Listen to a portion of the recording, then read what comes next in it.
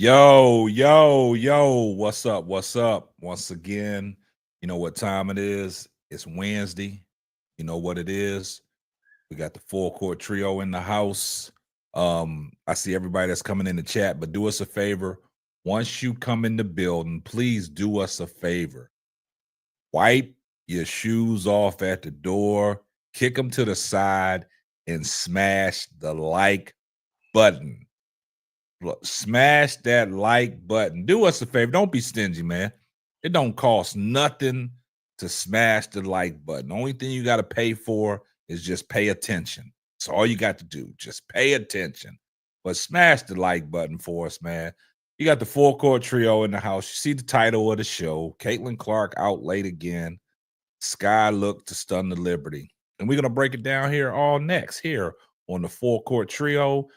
And look, without further ado, I got to bring my people up on the stage so they can introduce themselves, but they don't need no introduction. But here they are anyway. What's up, peoples? Hey, Chad. How y'all doing tonight? Y'all already know Gingerbread Man in the building. Yeah. So Duval. How's everybody's week so far? Duval, you woke Duval. There you go. Starting it off. There you go, boss. Look, see, look. Sleeping on the job. No, I had to wait my turn. Y'all be talking out of turn. Y'all be talking out of turn. Y'all didn't give us no turn. Nah, we gotta be professional. It's one at a time. It's not like the old days where it was about 10 people talking and you couldn't hear nobody. It's one at a time. They only here to cause confusion. All trying to be polite tonight. Okay, Duval, I see. Duval, don't start because you've been on the good foot these last couple of days, man. Don't spoil it now. They love you again, man. So don't get out of pocket. Don't cause confusion, man. You got yourself out the trick bag. Now you're back to being the fan favorite. So don't do yourself no injustice, man. I see everybody in the chat. Shout out to Patricia Burton, Big Girl, George, Neestad, ADP, Eddie Blue, Political Little, Big Girl, Nate. I see you, man. Appreciate you rolling through. Edward T, Keywan Jackson. But like I said, when y'all come in, do us a favor, smash that like button. Do us a favor, man. The first thing you need to do when you come into the stream, just hit the like button for us, man. Please hit the like button for us. I see you, King Pisces Nathan. Please hit that like button, man. It don't cost nothing to hit a like button, man. Show love to the channel, man. Show us some support. Show us some grace.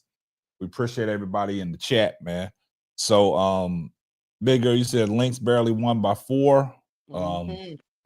Okay, we see that. Barely won by 4, man. What's up, Tulip?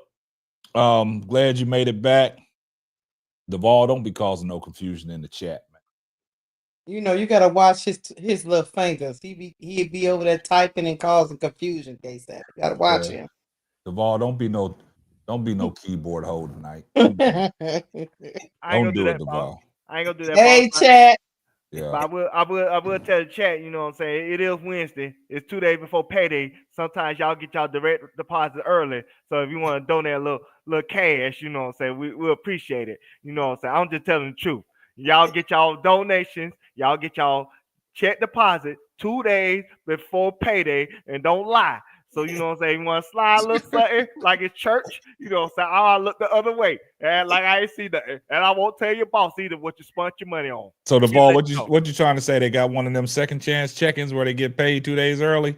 They got one of the rush card. You know, Rush is, you know, he over there in Indonesia, you know what I'm saying? Yeah. Prayer to the Lord. But, you know, he still got the rush cards over here. You know, they give it to you 2 days in advance. You know what I'm saying? So I know they got a little something. Not the rush card. Rush card. You know, Cash App, they got a little bank account now. I heard Cash App got a little bank account. So, you know what I'm saying? So they got their little money early. If you slide a little something. Don't be hating on the Cash App bank account, man. Hey, what's up? Tulip, what's up? Big Girl, what's up? What's up? Hey, guys, I just want to let y'all know, guys, if Bro Claude get out of pocket, the only reason why he going to get out of pocket tonight, see, he back in Chicago. See, when he was in that Roach Motel, he had to be on his best behavior. You know what I'm saying? You know, the cops come knocking on his door. and shutting him down, so his arms was crossed. But Tanya now you switch. see him. Look, he back in his element. So He looked free. yeah, Man, them he roaches, yeah. hey, them roaches look like the Cabrini Green roaches, man. Look at it. God, He's showing off. He's showing off already, man. We got to stop that. We got y'all. Hey, look, y'all got to make sure Bro Claude don't crash out, please. Y'all put a 1 in the chat if y'all don't want Bro Claude to crash out, please. Yeah, man. He needs his help. He gonna have and he gonna knock himself on the feet. Look, he in that. You in the garage? Where you at? The garage or the living room? You already know I'm in the office. It's warm. Oh, Lord, warm, baby. I'm all by myself. Look, HR has called Bro Claude, and he know he need to simmer it down. They already know. They already know. Don't put no 1 in there. Don't put no 1. Yeah. Hey, King Drew, I know you new here. You don't know what the crash out's all about. Nah, George said he don't want no crash out either. We don't want it. Everybody else wants to crash out. Everybody else wants. Goon the shooter. How do you find me everywhere I go, Goon? Goon the shooter be shooting, man. Goon, you gotta cut that. Goon, man.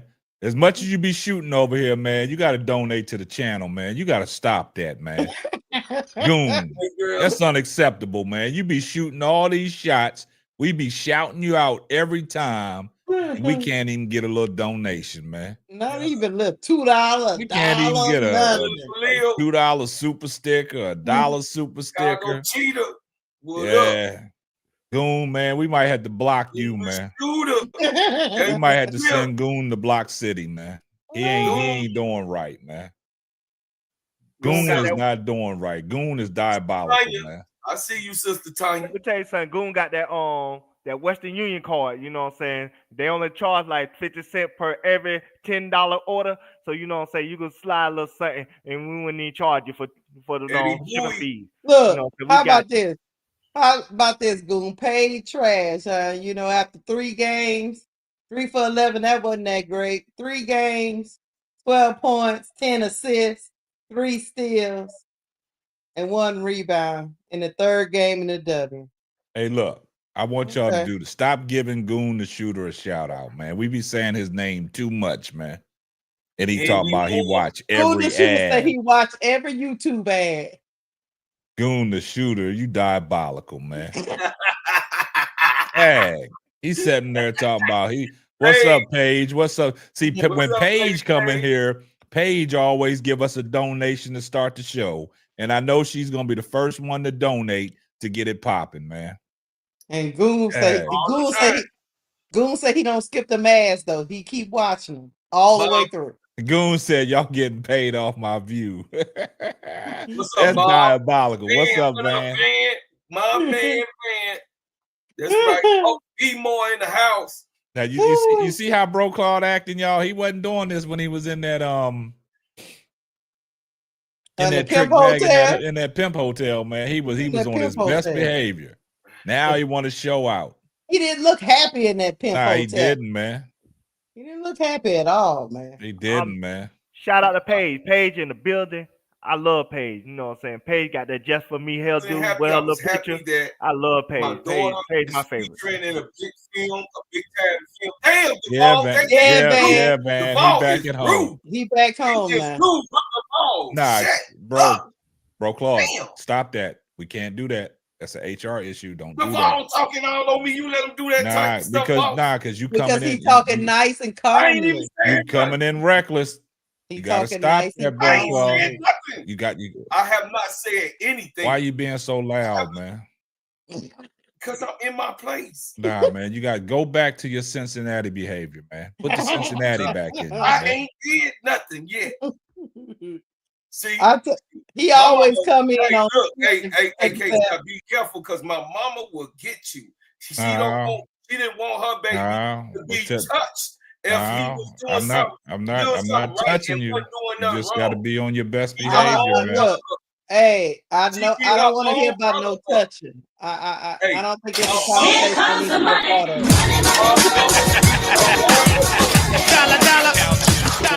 Shout out to Van for the $2 super sticker. Yeah, I don't want to be a part of no touching. I don't, you know.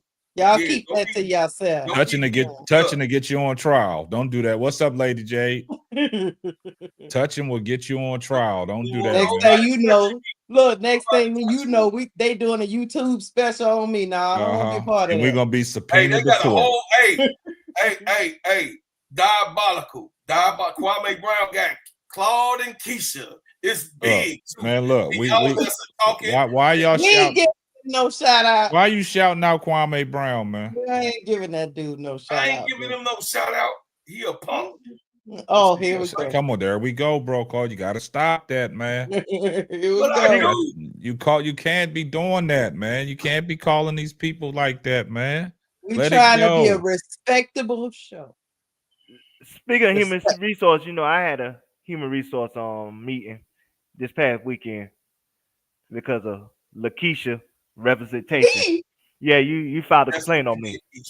Yes, you did. You filed a complaint. I'm finna tell the world why you filed a complaint. Yeah. First of all, you filed a complaint. You said I created a hostile working environment. That was what she said, boss man. Hostile working environment, right? Mm-hmm. I don't know why she told Human Resource that I said that she looked like a retired Jehovah's Witness that go around the hood selling Bible for $5. You know what I'm saying? I didn't think she had to tell them that. That wasn't right. You know what I'm saying? She could have kept that to herself. And she also told them that I said that she looked like a distressed hostage. And I asked her to blink 3 times if she needed help because she'll call in the game by herself. I don't know why she said that, boss. You know what I'm saying? She didn't have to say that. I ain't say that out loud. So who in the chat told you that, Duval? Who told you that? Nah, I'm gonna tell you what else they told me. They say you told Human Resource that I said you look like a Catholic principal that slept in the maintenance class after your lunch break. You know what I'm saying? Give it his head. You know what I'm saying? That's wrong. Give it his head. You know what I'm saying? That's wrong. I ain't have to tell that. Is it wrong, boss man? You know what I'm saying? No. They said L wanted to press charges too, but you know what I'm saying? L said Black Power, so you know what I'm saying? They declined it. You know what I'm saying? So they ain't want to do it with L. But tell me if I'm wrong, boss man. And you still running your mouth after you done got the complaint. ADP said, "Stop snitching, man. Stop snitching. Snitches get stitches, player." No, boss man, I ain't wrong because they ain't right because I said, bro, Claude look like the trash man that'll take antiques off your porch on trash day. That's not right. You know what I'm saying? That's not right. Y'all diabolical, man. I want y'all to welcome all the new people in the chat, man. We got some new people in the chat, man. I ain't seen here, so just welcome them in. Hey, Kim, give them a warm welcome. Trey Hall, what's up? What's up, y'all? What's up? What's up, Kim? All of this, look, let me tell you, new people, this is all allegedly. Yeah. Everything allegedly. Yeah. This is our opinions, and we are entitled to them. Yeah, we got to put disclaimers out there from now on, guys, man. Because we don't want to get in trouble behind the scenes. So everything's allegedly. These are our opinions. These are what we feel, and this is how we're going to come across, and it's all allegedly. But you'll know when facts are facts. So we just wanted to put that disclaimer out there. Don't want nobody running behind nobody's back, doing this and doing that. So we putting the disclaimer out there. Allegedly. We now, just here to give you a peace of mind. Yeah. With that being said, man, we got Bro Claude back in the building. So I'm gonna give Bro Claude about 2 minutes to let you guys know why he was in Cincinnati, and then we're gonna get on with the show. The floor is yours, Bro Claude. How y'all doing, my family? I just want to give a shout out to my baby girl, Satora Lanier. Satora Lanier, that is her name. And she was picked for Rise Above the Rim. It's a reboot of Above the Rim. It's a new one that's coming out. It's going to be a cinema and a Netflix cinema also. So they had plenty of different stars in it. The guy that played Michael Jordan, he was also playing in the Above the Rise Above the Rim. He played as one of the star basketball players. We had 2 comedians. One of the female, I can't say her name. Y'all got to watch the film. until they able to release it. But we got 2 comedians that was in there, and one of the Tyler Perry actors was up in the movie. So it was really, really good. My daughter did well. They also added more. That's why we ended up being down there 8 days, because they added more to her script. At first, she only was supposed to be down there 4 days. But because she was so good, the director and the producer said they wrote her more lines and more scenes on the spot. So actually gave her a whole background. That's why I was able to now, because they wanted me to play the father, they wrote me in there to be her father in the movie. So I was on 2 different scenes, one in the gym and then one at the family party. And that was it. It was a blessing, though. It was a blessing. That's it. I'm blessed. Congratulations on that, bro, Claude. I know you're a proud father. Yeah. Did they feed her?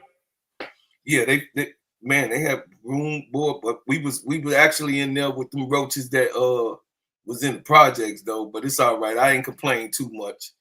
But the room was good. The room was cozy, but you know, it could have been better, but we dealt with it. And you know, like I said, it was an independent film where she gets paid on the back end. She got, usually they pay a new beginner in the front, and then it just be paid for hire. But they also added her to the back end of when it get released on Netflix. So she'll a check, a residual for the rest of her life, or as long as it's picked up by Netflix, Amazon. Anytime that the film is watched, she will also already in her first film be receiving a residual. So hey, that's some good stuff, bro, Claude, man. Proud of you and your daughter, man. Proud of y'all. I'm proud of y'all. Raised the right, man, and she doing big things, man. Hey, I see a lot of new faces that are starting to filter in our chat. A lot of new people. It's a lot of do. What's up, Hog folks? Make sure y'all hit the subscribe button, and all the moderators drop Keisha's YouTube channel and drop Bro Claude's YouTube channel, because we got a lot of new people that filtered in, and we want them to follow Keisha and Bro Claude as well. I do appreciate the love. I don't know who sent y'all over here, but we do appreciate it, man. Media is strange. Yeah, so tell a friend to tell a friend, man. But without further ado, man, we're gonna get off into the show, man. You know, our first topic of conversation is, man, we're gonna give our preview on the Sky and Liberty game.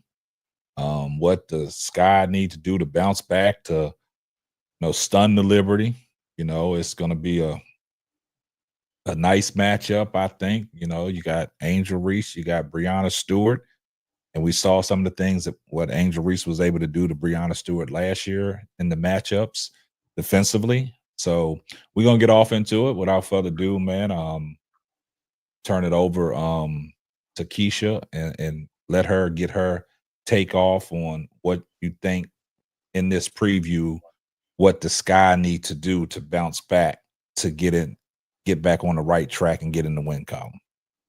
Well, they got a lot to do because we've only had one game.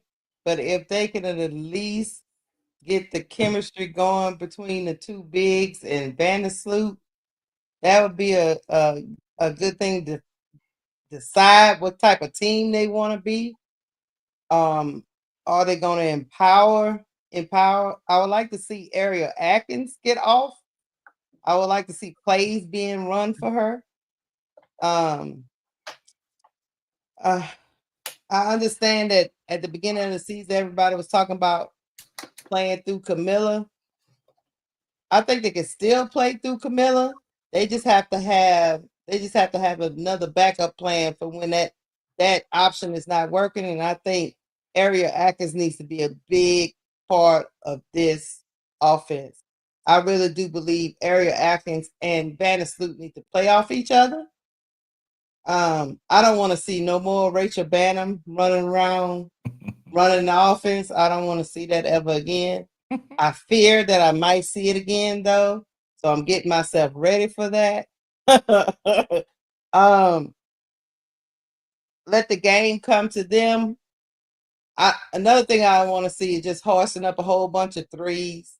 I understand you went out there and got Kia Nurse and Rebecca Allen and all these people you think Rachel Bannum's on the team. I get it, but when they're not on. They need to do something else. I think me and I would say this. I want to see them run this offense through the three that they have on the marquee KSAP. Mm-hmm. Run it through Angel, Camilla, and Ariel, and everybody else get whatever they can get. That's what I think. And if those two bigs, I'm talking about Angel and Camilla, can at least dominate the paint, where Angel can still come out to the wing spot, still come out to the perimeter sometimes, but so she don't clog up the paint all the time. Mm-hmm. But at least have a threat of the paint being locked down and Area Atkins going to get her shot, kicking it out to air. I need an offense that's not just predicated on them kicking it out to a 3-point shooter. That's what I saw in the first game. And I think if you have more people facilitating the ball, it might be a little bit better, because what I saw was a lot of stagnant of the ball not moving around. Area Atkins wasn't part of the action at all to me. I mean, she got in her spots a couple of times, but that was it. I need her more a part of the action. So, and Reese can still do her thing, be a jack of all trades. And if she's gonna be a jack of all trades, as we said, the ball, as I said, Camilla's got to hold down the paint while she's doing that. So it's gonna be a delicate balance. But if Camilla can't do that, if she can't set good screens, if she can't seal like she's supposed to, Tyler Marshall might need to send a message and sit her down. So that's what I see. I think that in order, they got to get the offense going for number one. I think the defense is going to come. That first game, I don't think is indicative of that defense. They looked a little lost, confused as to what was happening. Play a little faster, play in transition, get up and down the court. And when I say get up and down the court, that means Vandersloot can't be the sole ball handler, because she can't get up and down the court for 32 minutes. And by the thing, play your stars a little bit longer than 20 minutes. There you go.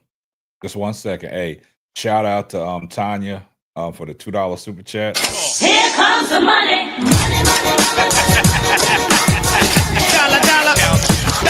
That we need to run and take better threes. I absolutely agree with that. I get you. Transitional threes. Yeah. Yeah. I think they need to get out and run. They have youth. The only person that's really older is Sloot, but Camilla can run, Angel can run, Nurse can run, Ariel can run. Get out and run. Get some stuff easy. Get some easy basket. Get some stuff in transition, and then pound the paint. Hey, shout out to Sharice De Jesus for the $5 super chat. Always supporting the channel. Appreciate you, my sister. Here comes the money.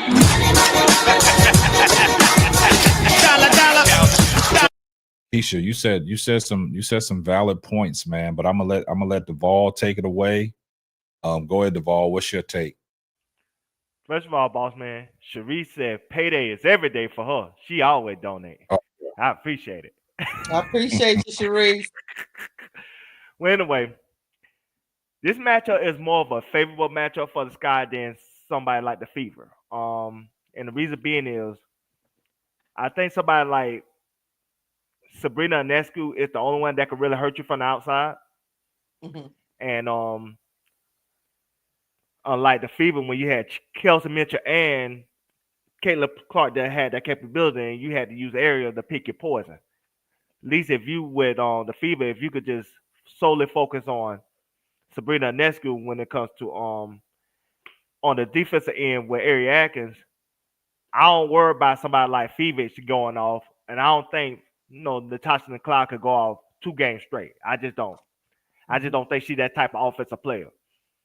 When it comes to the team itself, like I said, I think they still need to fire out those threes. And the reason why I say that, because if you got 4 players that in the top 30 in 3-point percentage, you don't go away from what's the strength of your team, even though it didn't show on Saturday against the Fever. Even though it didn't knock down Saturday, who's to say tomorrow it wouldn't be knocking down or it wouldn't be raining like Coca-Cola? So at the end of the day, it's like, keep shooting. But when it comes to like the way Angel need to attack, their defense is kind of difficult. Cause I want to say Brianna Stewart, she ain't the defender that she once was, but she's still a great defender. And then Jacqueline Jones is a great defender herself. So so Angel ain't gonna have any easy looks when it comes to driving to the hole. So if Angel really want to make an impact in this game, she need to shoot from the outside. She need to allow herself to have the confidence to shoot those shots. So if they have to defend her from out there, they'll give her the room to drive to the basket, or give Camilla the room to like slash to the middle of the paint and try to get her points that way. If if not, get her points from a pick and roll situation. And we got to say this about Camilla every game: be assertive, be assertive, be assertive. Stop playing like you don't want to break your mama vase in the house. Play like you got something to lose. Play like your freedom is on the line. Camilla, I'd rather you have 3 offensive fouls.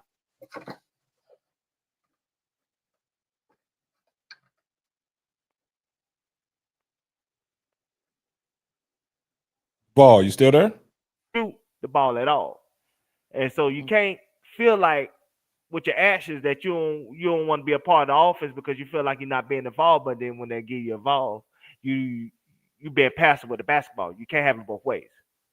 So I'm gonna move past that. I think Tyler Marsh need to get his rotations down better. Play Haley Van Lith earlier. Like I said, Rachel Banner, play her less. Don't play Anna Weaver at the 4. She's not a 4. You just glutton for punishment at that point if you have her in that position. She's not that.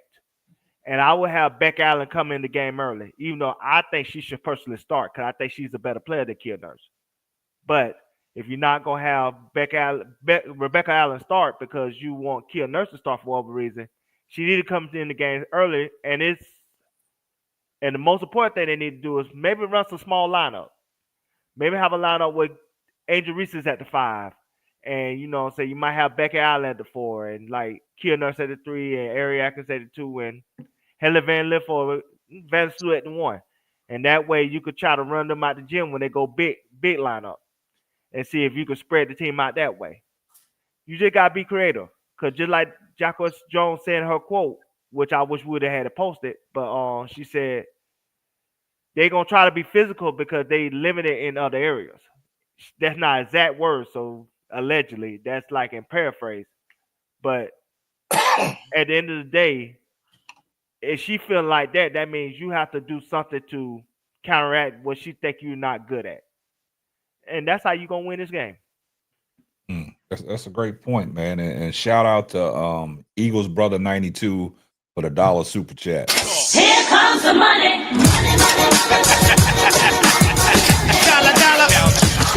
Yeah, appreciate that, Eagles Brother 92. Yeah, y'all go ahead and welcome all the new people that's coming into the chat, man. We see a lot of new names in the chat. Appreciate you guys coming here, man. Somebody sent you over here because Full Court Trio, man. We doing big things, man, and we appreciate everybody that supports the channel. And I appreciate all the new people that's coming in. But make sure you subscribe to the channel. Make sure you go over to the Full Court Trio and subscribe to the Full Court Trio page, and make sure that you subscribe to all the respective links that all my wonderful moderators are dropping in the channel for our respective solo channels. So if y'all could do that, we would appreciate that, man. But Eagle Brother 92, appreciate you being here. Thanks for the support and thanks for the $1 super sticker. All right, bro, Claude, what you got? What you think the biggest adjustments need to be done for Chicago to get in the win column? First off, it's thunderstorming, so all the power had went out. It's thunder. As soon as I get to Chicago, it's thunderstorm. So thank God for that. But I would say we just in the second game in. Tyler Marsh is still figuring it out. It looks like he was in a worse situation than Teaspoon. And trying, that first game to lose by 35 really puts perspective on what you need to work on and what you need to do. It gives you an idea of where you at right then, game one, right? Which is on the ground. I think that he should implement the first start of the rotation that he was successful in the first two preseason games with the starting lineup that he had. They look like they more gelled and got more camaraderie with each other. I don't think both times that he did put Rebecca Allen in to start the game, they lost those games. They Never lost. started. I'm talking about Kia Nurse was taken out quickly. She had like 2 minutes and 30 seconds. When I looked and redid it, that's what I'm talking about, Sister Keisha. Oh, okay. Let the Uh-oh. Yeah, y'all got to bear with Bro Claude, man. He had thunderstorms in Chicago. Oh, yeah, he just came back. Now he back. to do that type of thing. I think personally, I would like to see him because New York is a big team. I want my bigs in. I want my bigs in. I also would love to see what it looks like with Angel playing the 3,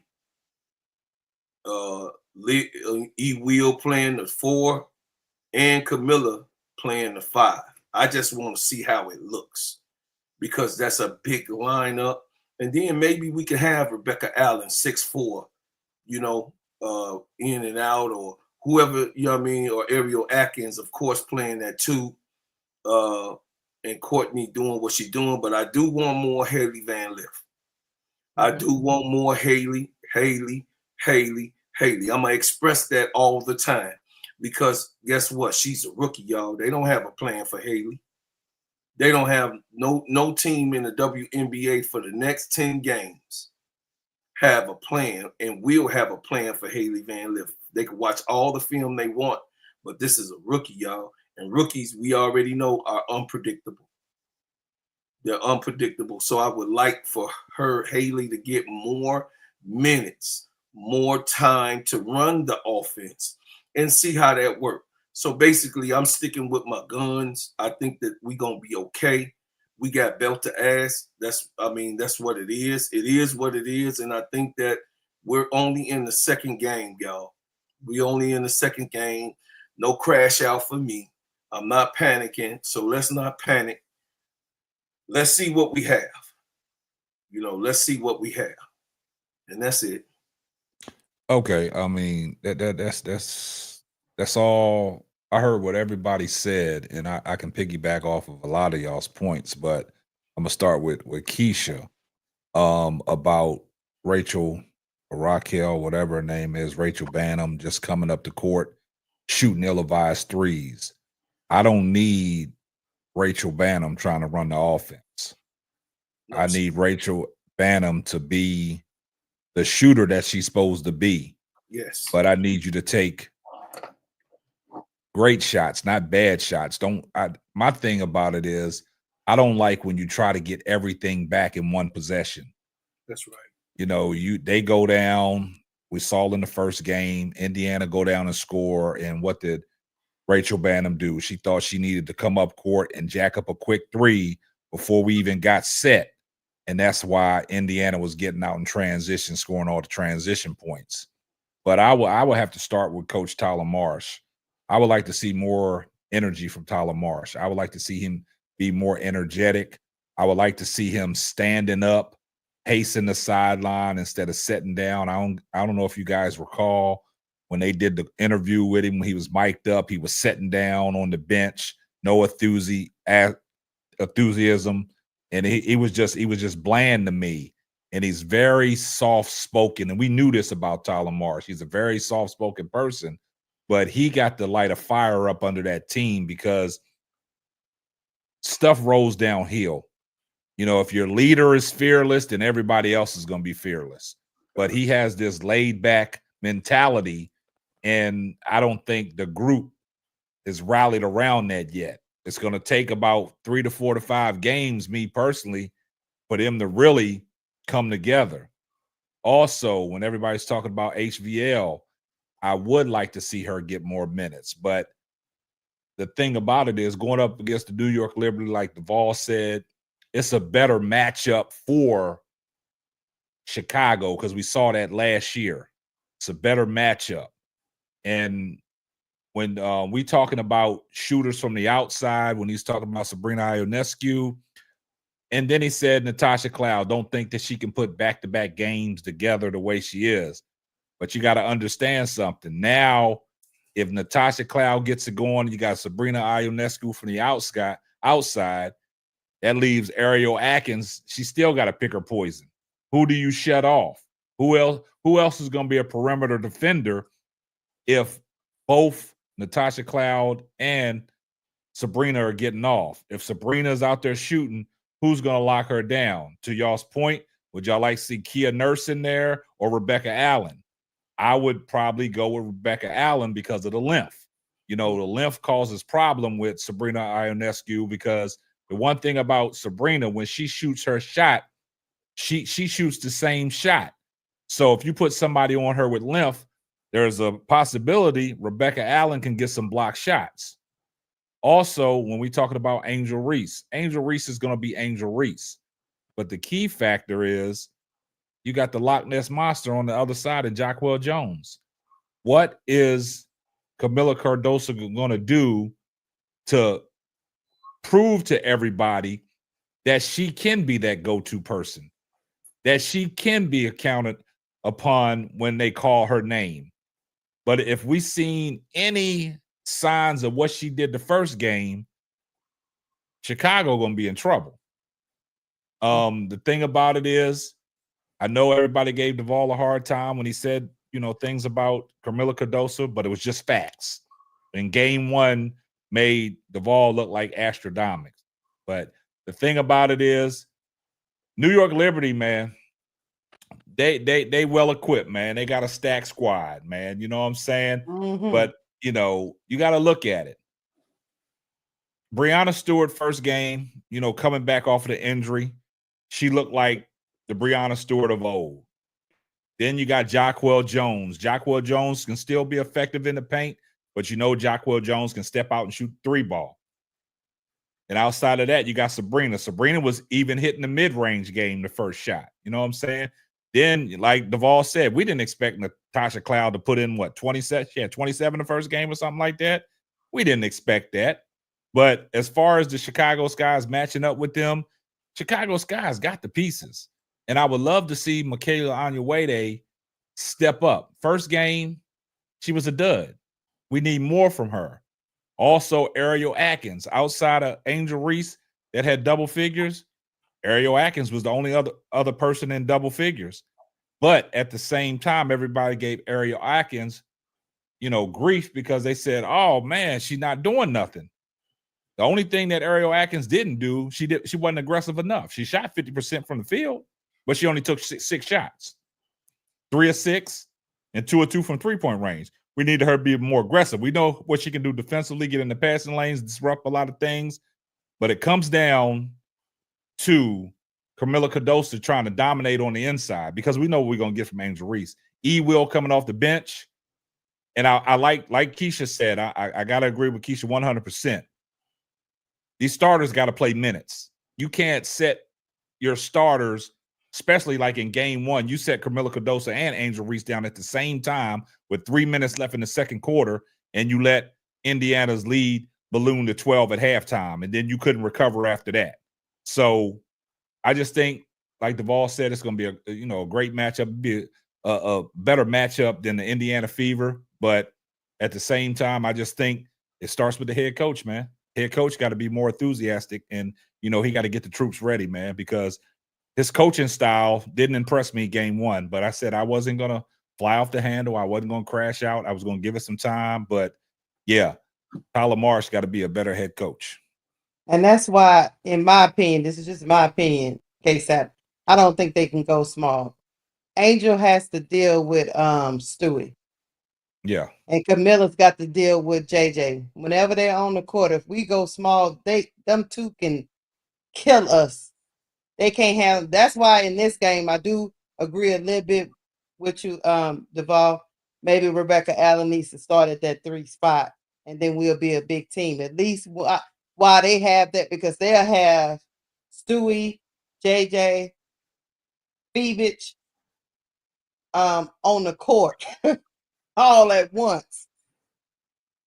And Area is gonna have to pick up Poison. She's probably, I'm guessing Tyler Marshall probably put her on. Shoot, yeah, that is crazy. It's either Cloud. Look, it's either Cloud or Sabrina. That's what I'm saying. That's gonna be. But if it was me,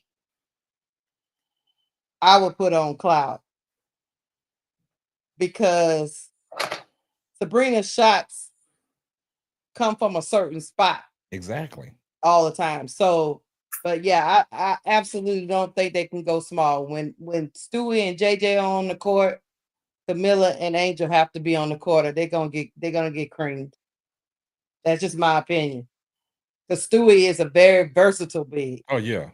So you And don't think the only you don't think E-Will can come in the game and spell Angel some spot minutes and you know what I'm saying? And she can spell a little bit. No, she's versatile, and Angel is a versatile defender. E-Will is not like a versatile defender like that. When Stewie goes to sit down, yeah, Angel can sit down, but if Stewie is in that cooking box, I don't know if E-Will could contend with Stewie. Do you put Michaela Onyeweide on her? You put Lord, me and Michaela can't come in at the 4 period. You talking about at 3? Yeah, at the 3. I mean, the way she be running around the court like she did the first game, getting all that cardio. I mean, I know her stamina's up. You know what I'm saying? She could be a disruptor. You know what I'm saying? I mean, she can go down. She can go down and help because she's athletic enough to get back when she hedges. You know what I'm saying? Like, you playing your man at the top of the key. If they put you in any action, you should be able to get down and help. You know what I'm saying? And then get back.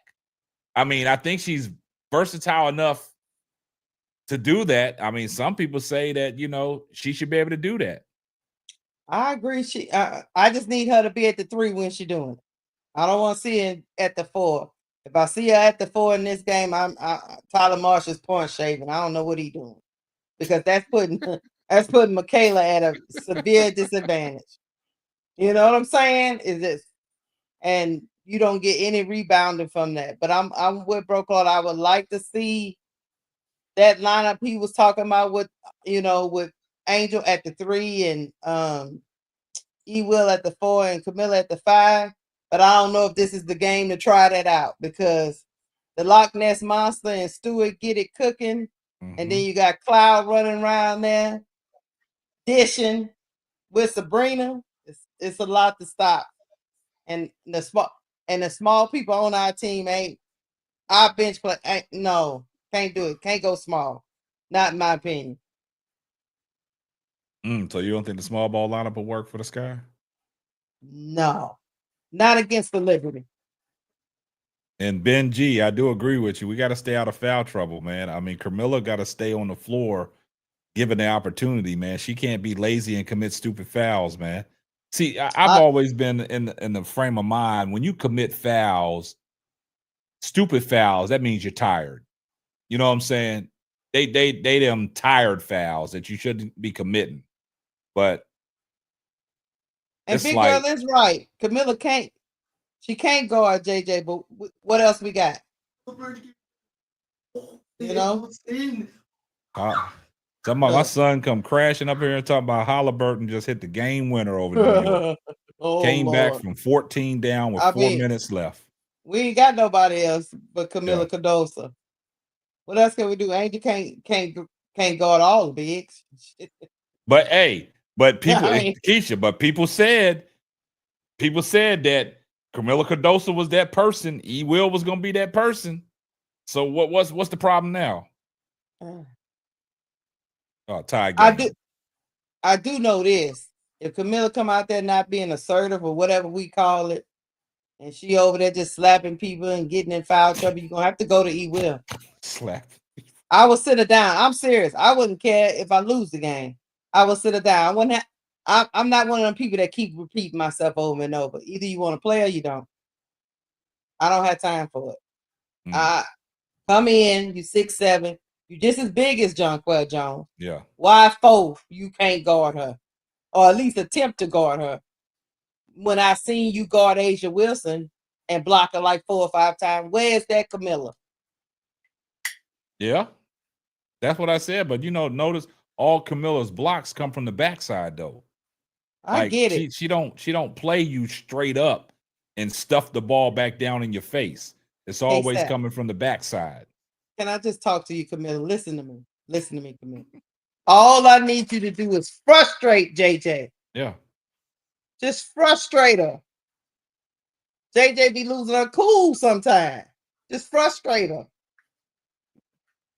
So I don't know. It's a tough game. It's a tough matchup. The Liberty team, they're champions for a reason. And then they went out there and did something diabolical, like adding Natasha Cloud. I mean, it's unfair, man. I'm surprised Natasha Cloud got off the way she did the first game, though. Like Duvall said, like he don't expect her to do that against Chicago. But we're gonna see who gonna slow her down. Vandersloot? Vandersloot gonna slow her down? In the same city. She living a dream, baby. Yeah. Is Vandersloot gonna slow her down? Shut up. Stop. I'm just asking a question. I'm gonna let Duvall answer that. Is Vandersloot gonna slow Natasha Cloud down on Duvall? In a situation like that, I'll probably put Sabrina. I'll put Vandersloot on Sabrina on defense, and like put Ari Atkins on Natasha in the Cloud. I don't think because somebody like Vandersloot is the weak link on the defensive side of the ball. Let's be honest. I mean, now you could be smart and try to put her on Fevich, because I don't think Fevich is not somebody that could beat you like that. And you could put Kia Nurse on like Sabrina Ionescu and put Ari Atkins on McLeod if you wanted to do it that way. Because like I said, if Fevich beat you, you know what I'm saying, tip your cap off to her and say congratulations. You said put Vandersloot on Fevich? Yeah. And Fevich 6'4". That don't mean nothing. She not somebody that she gonna shoot on the top of her. But on that offense, she maybe the 4th, 5th option. But she's gonna become the number 1 option when you see the mismatch. When you see the mismatch, you gotta exploit the mismatch. Yeah, you say that, but like I said, till I see that, then I'll make whatever necessary adjustments. But until then, I would take my chances. If I had to face them defensively, I will put Vandersloot on Fevich. And then you got the Energizer Bunny coming off the bench in Sabali.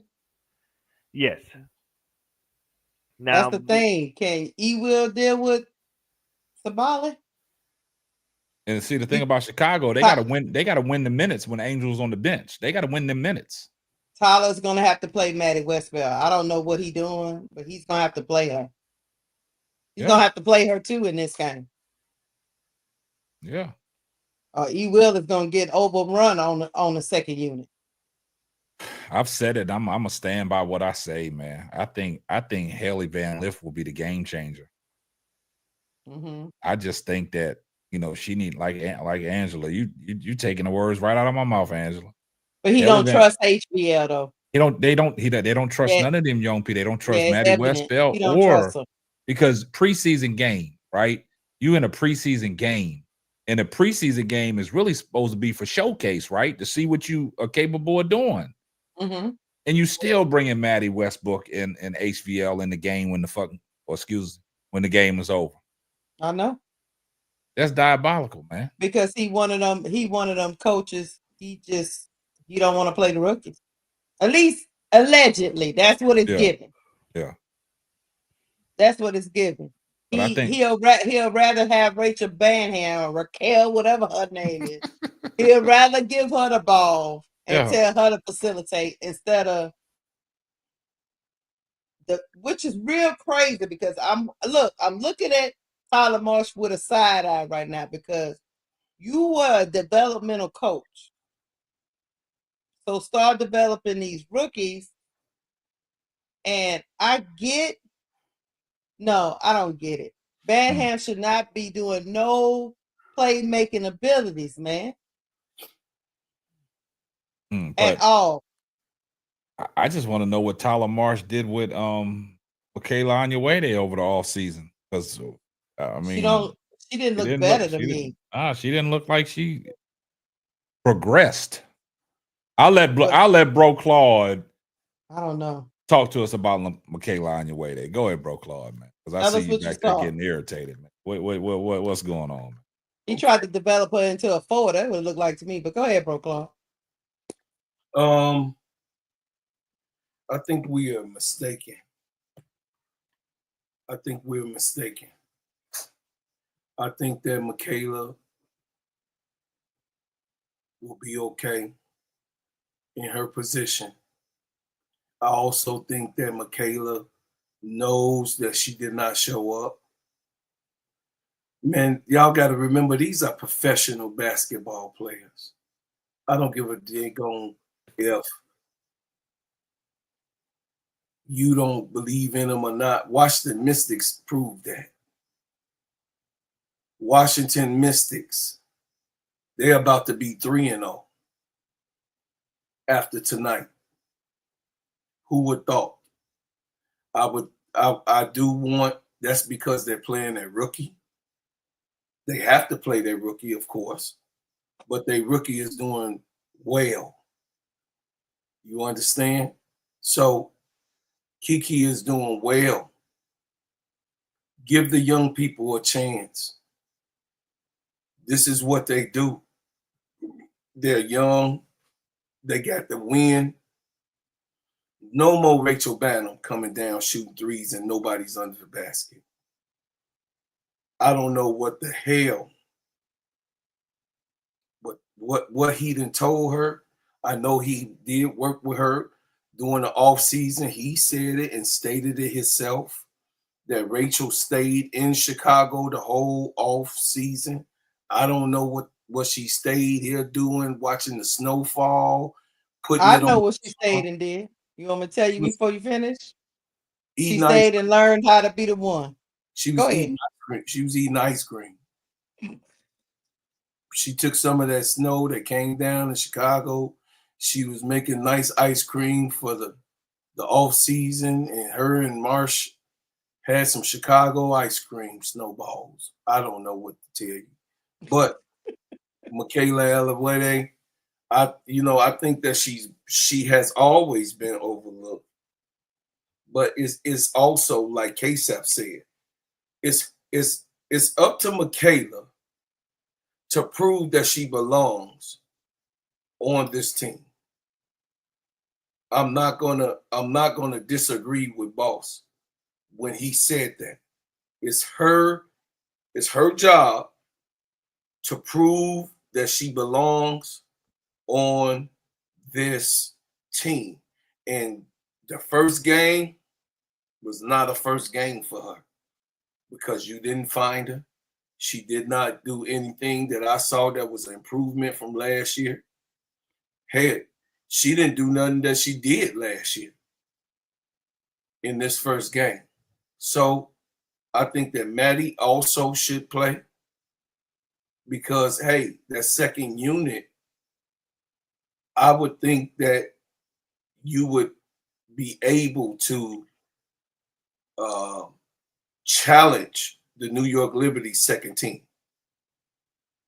We do have a bunch of shooters, allegedly, right?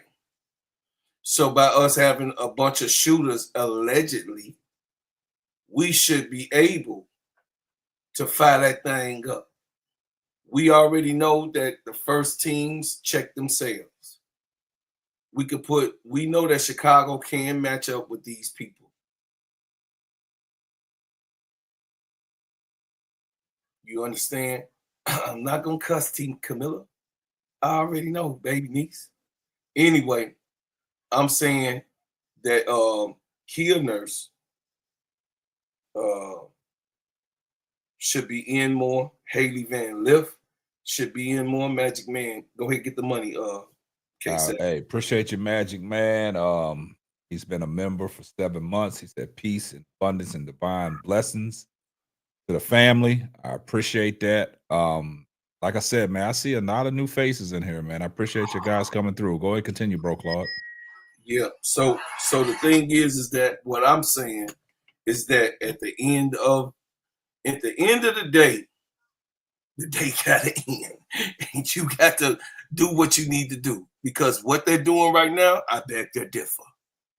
I beg to differ. We're not going to be a feasible team with Coach Marsh being laid back, non-animated, and like I said before, I told everybody else this. He comes from that old school coach over there on the Aces. And then that other old school coach over there on the Lynx. He comes from an old regime who don't like rookies. I don't know why, but this got to stop. They're going to be phased out. He's too young. He's 35 years old. He 37 years old. He has an opportunity as a young coach to be able to get with these young players, to be able to implement a strategy with the new school. This is a game that's evolving and it's getting faster, y'all. The game has gotten faster. With New York, New York and the Dream is probably the slowest team on the floor, right? Because they have the biggest players, right? So the thing is that we have to take care of that. Yes, we do match up well with New York, but how do we match up? And how do we use that lineup? And where will we implement Michaela Alouette? Where do you want her, Tyler Marsh? What do you want? Is she going to play the 3, or is she going to play the 4, or she's going to be switch it out? You know what I mean? We know she can't play the 4, not against Stewie. So it's a lot of what ifs and what. We have to be able to implement the useful players because they're not scrubs. I don't think or believe that nobody on the Chicago Sky that has been these last 12 are scrubs. Players have to be used in their strengths. Chicago Sky won a championship with so-called mediocre players. The only one that had a lot of merits was CP and Vandersloot. You know what I mean? At that time when they won. Everybody else were making names for themselves. Give these girls a chance to make names for themselves. Give them girls to make names. If they bust, they bust. We understand that. We knew where they were when we started. I think that we have an opportunity right now. I think we have the opportunity for everything to go right because everything went wrong in that first game. I'm done. My only caveat to what you're saying, bro, Claude, is we know what Rachel Bannum is. So she don't need to make no name for herself. We already know what her name is. She ain't gonna something that just elevate into something outside of her. That's what I already gave you. I just think she played 19 minutes. Yes. 3 minutes less than your star. Yes. Haley has to be activated. That's crazy. Haley has to be activated. And I agree with KSAP. Haley has to be activated. That's our only advantage. Her and West Belt is our only advantage, right? Because they don't know what these young people are going to do. They don't know what they're going to do. So And Sloop got to play better. She didn't play well. Yeah, well, Sloop don't do that. No, she gonna be all right. Sloop, I'm not worried. Sloop got to play better. Yeah, you know, it's I all. I understand what you're saying, bro, Claude. When you talk about everybody gonna be all right, man. That's wishful thinking, man. If Tyler Marsh does what you said he needs to do. Because I'm looking at Micaiah Onyeawede. How long she been in the league? She's going. This is her 5th year, ain't it? It's her 4th. 4th year, right? Yeah. Yes. So she's not a rookie. She's been playing in the WNBA, and you know, she got a lot of expectations on her. Yes, she was rookie of the year. She was rookie of the year in 21. Because you know everything that Tyler Marsh spoke about her in the national news in Chicago. And like I told, he didn't do none of that. That girl Yeah. didn't look nothing like what he talked about. Yep, and I told Keisha, we spoke about it. Jeff P. and Tyler Marsh sold us wolf tickets. They sold us wolf tickets, man.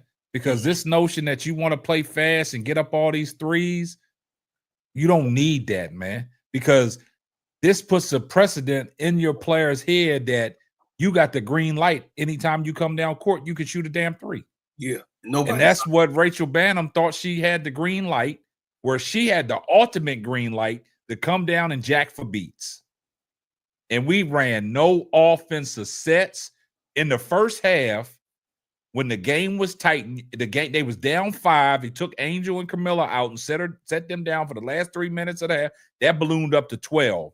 When they was in the game, Angel Reese was running that high action at the top of the key, getting people involved, even taking the ball to the basket. Also, she stepped back and hit a 3. But like I said, if I'm Angel Reese and I'm at the top of the key where you know that's your hot spot, that's like Irish spring green. And if people back it off of me, I'm taking that shot every time. I'm saying we're going to go down on my sword. You know what I'm saying? I'm shooting the ball. You know what I'm saying? So, yes. Like Keisha said, now you got Rachel Banham out there thinking she can run the offense. But as soon as the ball got back to Rachel Banham, she never gave the ball back to nobody. And then she didn't let her team get set to get no rebound. Exactly. She'd already jacked it up. That's why Indiana was beating them in transition. That's why Caitlin Clark was getting them half-court passes, people cutting to the basket, because we can't get back. The ball moves faster than the man. You taught when you start playing basketball, ball you man. If you can't see the ball, you just out there. Andre Edwards, I'm going to challenge you. Did you see Angel score 12 points or didn't you? And then did you see her get 17 rebounds? It wasn't because she under the basket, so you could get the hell out of here with that. She was shooting from outside, so she wasn't I ain't underneath. giving them people no I got him. Andre Edwards, stop lying. If you're gonna be in the chat and tell the truth of a real true assessment of what you saw Angel do. She missed 3 layups underneath the basket. The rest of those shots was outside and rebounds off of what Caitlin Clark shot. Okay, so stop putting that lie. You're lying. Be factual. Facts over feelings. You feel a certain way, come here and be fair. Oh, you weren't talking about not Angel. I'm talking about Emma. Okay. All right. I'm off of it. You're off of it. I'm off of it. Off of it. I mean, you just look at the shot chart, and that tells you all these outside. I'm looking at the shot chart now. All these outside jacked up shots. And I get it, you got shooters, but you ain't got them type of shooters. You ain't got people that's at 38% from 3, 39. You ain't got them people. You got people that are probably hit 2 out of 6 every game. So you can't give everybody the green light. Somebody got to get an easier shot. Same thing I was saying about the dream, like just going out. Who that was? Ryan Howard just running out there to the 3-point line, jacking up shots. You Can't do that. You can't can't do that. do it. Somebody's got to get. That's why I say Ariel Atkins needs to be more involved in this offense. She's a 3-level scorer. She has versatility to her scoring. So Can I say this? Insert her and He let will. Lou go off ball sometime. Did y'all see Brittany Grinder? Nah, we don't want to talk about that. We talked about that last night. Everybody told me that she was washed, but go ahead. Did y'all see? I didn't tell you, but did you see Whitney Grinder? She yelled at Ryan Howard not to shoot the ball until she's under the basket. Yeah, that's what a good leader does. Don't shoot the ball. Wait till I'm under the basket. Dang. But that's what happened. That's what happened in Chicago the first game against Indiana. Rachel Banham coming down, shooting all them ill-advised threes, never gave Chicago a chance to get back. They was killing them in transition, man. That's so frustrating. It is. I mean, it's so frustrating. Listen, you so ignorant to what's going on in your IQ, your basketball IQ. You got a 6'7", you got a 6'4", you got a 6'3" rebounder that can grab everything coming off the rim. And you shoot the ball when your number one rim grabber rebounder is in mid-court motion. She's coming. You shoot the ball, Rachel. You look at this. You shooting the ball, Rachel, and Angel is at half court she's trying to get there. She's like, oh, well, might as well turn around. Yeah, it was a part in that game where she got to mid-court and just said. Yeah, she said, I saw, see, I watched the game within the game. I watched every camera angle that puts on these players and how their reactions are. I see it all, man. So, we'll just say we got to bounce back, man, and it's tomorrow. So they've been sitting there, dwindling in this loss. I hope that, like Lusher said, let it burn. I hope they've been watching film. And if I'm Ariel Atkins, I'm looking at that film saying, look, I just need to be more aggressive and be the Ariel Atkins that you was, when you played on the championship team. So, but why they can't run stuff for like they do on the field? Call your coach. Call your coach so we can. Why they can't run stuff for? That's what I don't understand. Call your coach. Well, okay, I'm gonna call him tomorrow morning. I'll tell you this, Keisha. To be honest with you, it's only two people on that team that can make their own shot. It's only two people on Chicago Sky that can make their own shot. Damn it. You know who that is? Ariel Atkins and Haley Van Lith. That's it. I would have to totally agree with you, bro, Claude. No, it's only two people. And I don't agree with you 96% of the time, but I agree with you this time. It's only two people that can do that. Why are we not having play action when we're getting stuck in offense? Why we're not going into play action with our person that can go into a play action and create their own shot when things get stagnant? Because Rachel Banham can't run the pick and roll. No, like Keisha said, she don't need to be being a ball handler. No, get to your spot, let the ball find you, and get us a good shot. Right. We don't. And let's move on. She shouldn't be on ball. We don't want that at all. I know Duvall tried to say something. What would you get ready to say? Go ahead. Even her ball handling skills are suspect. Go ahead, Duvall. Nah, I was gonna just ask Bro Clark, when you said somebody that can create their own shot, what you mean by that? I explained it real thoroughly. When the offense gets stagnant, meaning that Camilla not breaking to the basket, Angel is getting played hard by Stewie, hands in the air, right? Vandersloot is undersized. we can say Sabrina or Tasha is on Vandersloot. Ariel Atkins have the ball. She can create her own shot, meaning that she has the handles. She's able to get to her spots whenever she wants to. She can get to her spots. She got nice handles to do it. She has done it since she's been in the WNBA. And Haley Van Lith can do it also.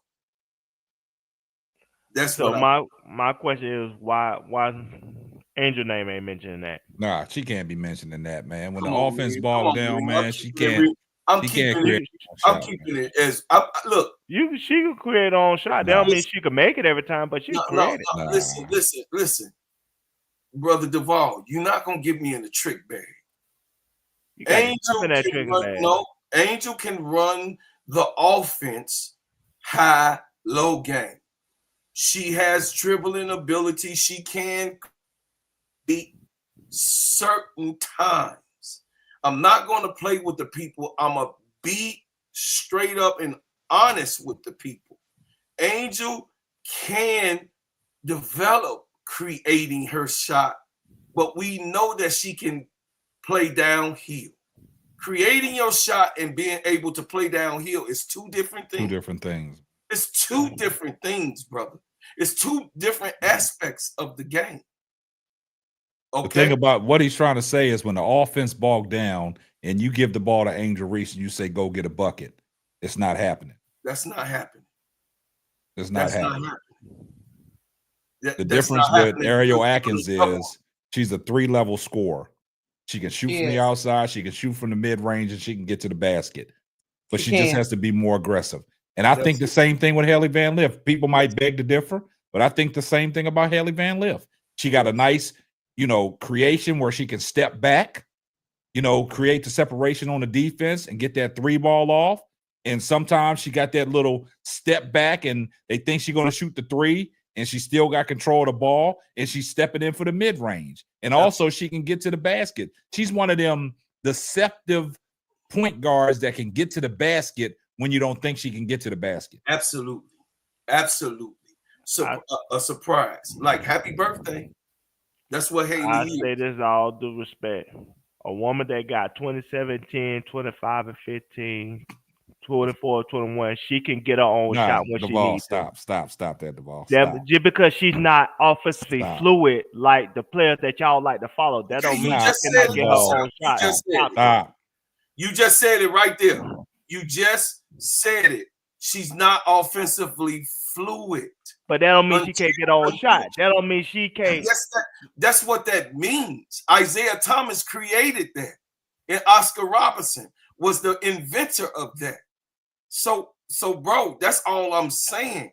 She will be able to do it. I'm not saying that my baby girl won't be able to do it.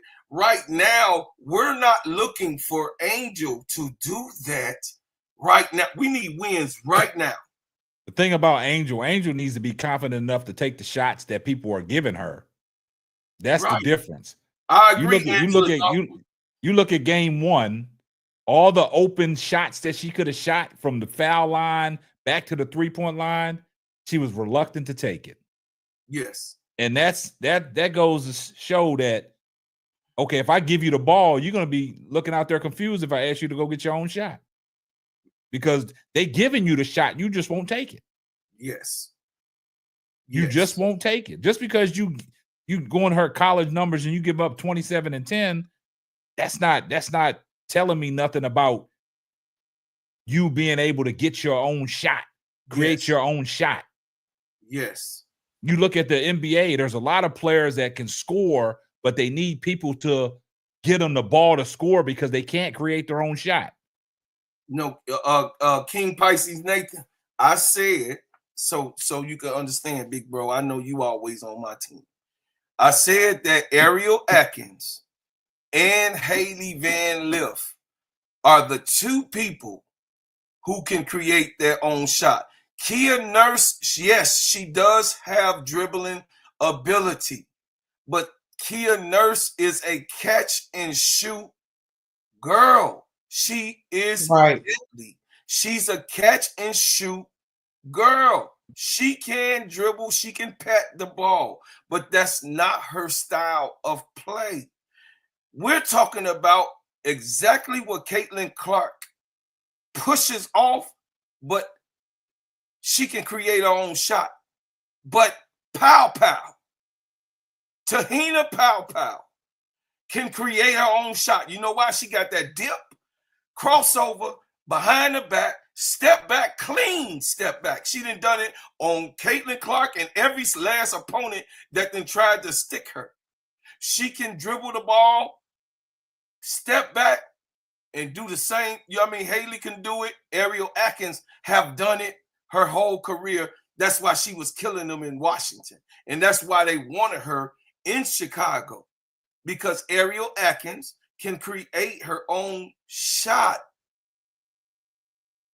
Yeah. We ain't looking for Angel. I mean, damn, Duvall. Angel doing everything already.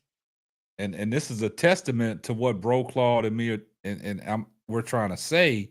If that was the case, then why not run the offense through Angel Reese instead of Camila Cardoso? That's not a question I can answer. When numbers I gave you, that wasn't in her college. That was last year. That last year gets the defeats of colleges of the world. Like I said, she could. When I'm saying she can, I ain't saying she could. Like I said, she's not offensively fluid, but she's a capable scorer.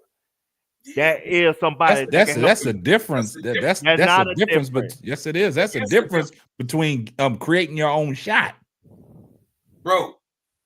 I'm a like, okay. Let me ask you a question. Let me ask you a question, Duvall. The points that Angel Reese got, where was the majority of her points at? In the paint. Okay. Or drive to the basket. Yes. Okay. Downhill. That goes back to what I said when we saw game one. Angel Reese had an opportunity to shoot up a lot of shots. Nobody guarding her. She's reluctant to take the shot. People that can create their own shots, you leave them open, they shooting that shot. But this is what we got to be fair. This is what we have to be fair. We don't know what that coach is telling her too. It's not about the coach. Angel is a professional. If you're a professional, if you saying she's a professional scorer, the way that you advocating for her, I don't care what the coach telling me. That's right. Look at all the coaches, what they used to try to tell Kobe. Did he pay that attention? Did he pay any attention? He didn't pay none of it attention. Professional scorer. Phil Jackson, a Hall of Fame coach, he said, yeah, all right, Phil, but guess what I'm going to do? All right, Phil, I got you. Shaq, shut up and get the ball from down there. That's Shaq, the difference, man. These girls, like he said, Ariel Atkins, we know she can create any shot that she wants, like Lakeisha said. She's a 3-level scorer. She's a 3-level scorer. She can go from the outside to the mid-range and get to the basket. What we trying to do with Angel Reese is get her the confidence to take the shots. Absolutely. When they're wide open. Absolutely. Because like I said, after the first game, I came over here and said, Angel Reese had so many opportunities to make the Indiana Fever pay from the foul line back to the three-point line where she was reluctant to take the shot. And you're saying, I don't know what the coach is telling her. I don't care what the coach is telling me. If I got confidence in my scoring ability, I'm going to go out there and do it. I'm a professional basketball player. That's the difference, man. But I feel what you're saying, Duvall. I mean, that's your opinion. But I have to respectfully disagree with that. I have to agree with Bro Claude on this about Ariel Atkins and Haley Van Lith. That is a difference. And even with Rachel Banham, she can't create her own shot. She just jacks for beats. Yeah, she can't create. Somebody has to set her up for her to get a shot. It's a reason, Duvall. It's a reason. Did you hear Magic Johnson? And he loved himself. He said that Isaiah Thomas can pat the ball better than he can.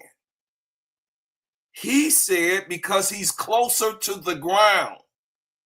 I'm 6'9", so the ball coming to my hand from the ground is slower than a man that's 6'1" or 5'11". Actually, he was 5'11". that man is closer to the ground, so the pattern on that ball is quicker, faster, and the pull-up is quick. I mean, Allen, we talking about Ivo. You think Madge can match what Iverson did? No, and you ain't gonna see that. Now, can LeBron handle the ball? Yes, he can. LeBron can handle the ball, but he can't pack that boy like that boy over there on the Mavericks. He can't pack that ball like that boy over there, that skilled player that can create his own shot, put the ball on the ground. He throw the ball like it's a yo-yo behind his back, through his legs. Then Kyrie can do it all. Come on, it's a difference, bro. That's a difference. And I will say this. Now, Duvall, I'll give you this to what I'm saying. If Angel Reese starts taking the shots that are wide open for her, she can develop into being another person that can create for her own self. Absolutely. Now you have to respect it. And the reason why I say this, follow where I'm going at. I've always used this terminology when I played. When I was in high school, I had a terminology. You step up on me, you get laid. You step back, you get jade, right? Mm-hmm. Now you got the defense in the trick bag. Yes, so if Angel takes the shots that are available for her, and she starts knocking them down, what does that do for the defense? Now the defense got to come out and guard her. Pull up. Now you see she got the ability to put the ball on the ground and go to the basket. Now that's going to be a difference. Now you'll see Angel Reese as the type of player that now you got to respect it, because now she can create for her own self. Angel, her problem is she don't have that confidence to take the shots that are there for her that is wide open. Look at the three that she made. I don't need you. I don't need you to run the offense each and every time. No, you're that special. You have to elevate. You have to, enhance your game. And for Angel to enhance her game is start with the wide open shots that they give you. How you going to score if you don't take the shot? You see what I'm saying? Like Dwayne Wade said it best. Angel, you've been doing all this working in the offseason. You did all this working in Unrivaled. Now trust your skill set when it comes to the WNBA. Take them shots. Take those shots. Take them. Dwayne Wade was another guy. Once she takes them steps, the ball, then we'll see another bag that Angel Reese can put out there. When I say certain players got a lot of tools in a two bag, she got to start adding tools to their two bag, because she got to make the defense respect her, because right now the defense don't respect Angel Reese. No. You just watch how Indiana Fever played her. Go back and watch the tape. It was too many wide open shots. When she hit that first three, I said, Angel, you got to take that every time you get a chance, because it was wide open. I'll land right there. You got anything you need to say on this, Keisha, before we move on to the next topic? All I got to say is if Tyler Marsh is head coach and he know he only got one person out there that he giving minutes to that can get their own shot in 3 levels, and he let the second person stay on the bench, it's diabolical, man. I think Tyler Marsh in his own trick bag. I think he thought he was smarter than the average bear. That's what I thought he was. You're overthinking it. He thought he was going to run all these actions, get people to their spot. When I say spot, spot up shooters and rain threes on people. And when that crap didn't work, he didn't have no second plan. But the thing about it is, Keisha, it would work if the ball was in the right people's hands. And so when he tried to go to the pick and roll between Sloop and Camila Cardoso was being passing up. She was like, Sloop passed it to her. And it ran out the shot clock. It ran out the shot clock. Passed it back to her, and she said, I don't want no part of this. And she didn't even make a move, Keisha. Okay. But I'm going to tell you one thing about, hold on, let me finish. Yeah. Okay. Then I started to look at Sloop's side wide, because you got side eye, because you got one more time You do that to me, I'm going to somebody else. I'm going somewhere else with the ball. You wouldn't do that to me ever again. You don't want it, that's fine. That I'm pissed going me to find off right somebody there. else to do it. That pissed me off right there. Go ahead, bro, Claude. What was you going to say? Okay, great historian move, y'all. Great historian move. Cynthia Cooper, Cheryl Miller. Cheryl Miller, Angel Reese, same height. Angel Reese does not have the skill set right now that Cheryl Miller had of putting the ball on the floor. But even though she had the skills, Cynthia Cooper was so cold and so aggravated that Cheryl Miller would dribble that ball. But she said that that girl was just so cold. I knew she was better than me. But she had a point to prove. When Cynthia Cooper had Cheryl Miller, a person that's 6'3", Cynthia Cooper was able and known, even in professional basketball, which helped her win in Houston, how to create her own shot. She learned it from Cheryl Miller. But she was faster than Cheryl Miller. This is my point, Duval. We know that Angel ain't faster than Haley Van Lith. We know that right now, Angel is not faster than Ariel Atkins. Let's keep it a buck. It's okay. But can she be better than them? Sure, she has nothing but a ceiling that she can grow into this thing. CP, Candace Parker, she put the ball on the ground. But she wasn't trying to listen. Listen, dog. I'm just, I'm not aggravated or anything. I'm just trying to tell you it's a difference. It's a difference.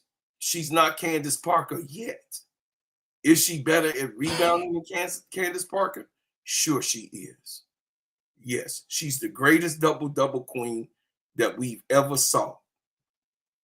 But when we talk about creating, Candace Parker can create her own shot because she was going to let it fly. Rookie season, she came right on in and let that thing go. First game. And still has the history of that record for a rookie. We're not looking at that on my baby Angel Reese. She's a developmental player who's going to be great and a Hall of Famer. But she has to be one thing I want to do with y'all, chat, about me knowing so much history. I'm not going to cheat the chat in my confidence of what Angel can do. I'm going to talk about what I know my baby girl can do and what she can grow into. But she's not the player that Candace Parker was. She's not the player that Cheryl Miller was at that height. Will she be better? Yes, because she already a greater rebounder than both of those girls. Already. All she has to do is work on her pull-up. Pull up on you. Totally agree with that, man. Totally agree with that. And June Brown, don't do that, man. She talking about what is this? Hate on Angel Night? How are we hating on Angel Reese? See, I don't like that. How are we hating on she heard me Angel say Reese? My baby girl. She heard me By say just, saying what we would like to see from Angel Reese. Just because we say she can't create her own shot, that's hating. We got to stop that, guys. Stop. We talking basketball. We just saying what we want to see from Angel Reese so she can take her game to the next level. And just like I said, if she starts knocking down the shots that people don't defend her on, now the defense got to respect her. Because right now, what I'm seeing, the Indiana Fever is not a defensive team, and they didn't respect Angel Reese with that ball at the top of the key. That's all I'm saying. And we're gonna move on from there. We're gonna move off on to the next topic, and our next topic is we got to talk about it, man. We watched a good game last night between the Atlanta Dream and the Indiana Fever, and one thing stood out and was very glaring in a close game that your girl Caitlin Clark was pulled out by not Christy Sides, but Stephanie White. You know, right? Yeah. You see how I was trolling on that by Christy Sides. You see how I spun that? You know what I'm saying? But y'all see it on there. Caitlin Clark, Stephanie White, the Indiana Fever. Nice transition into the next topic. Mm-hmm. And we're going to let you go on this, Duvall. So what do you think? I mean, I don't know if you watched the game last night. Did you see in the close game that Caitlin Clark was pulled out of the game for defensive purposes? Yeah, they did the same thing with the Fever. They did the same thing with the Sky. She's not a defensive player. But my problem is the media, the fan base, the narrative, they don't criticize her for that. And it's when it comes to Angel, it's the opposite. Great defensive player.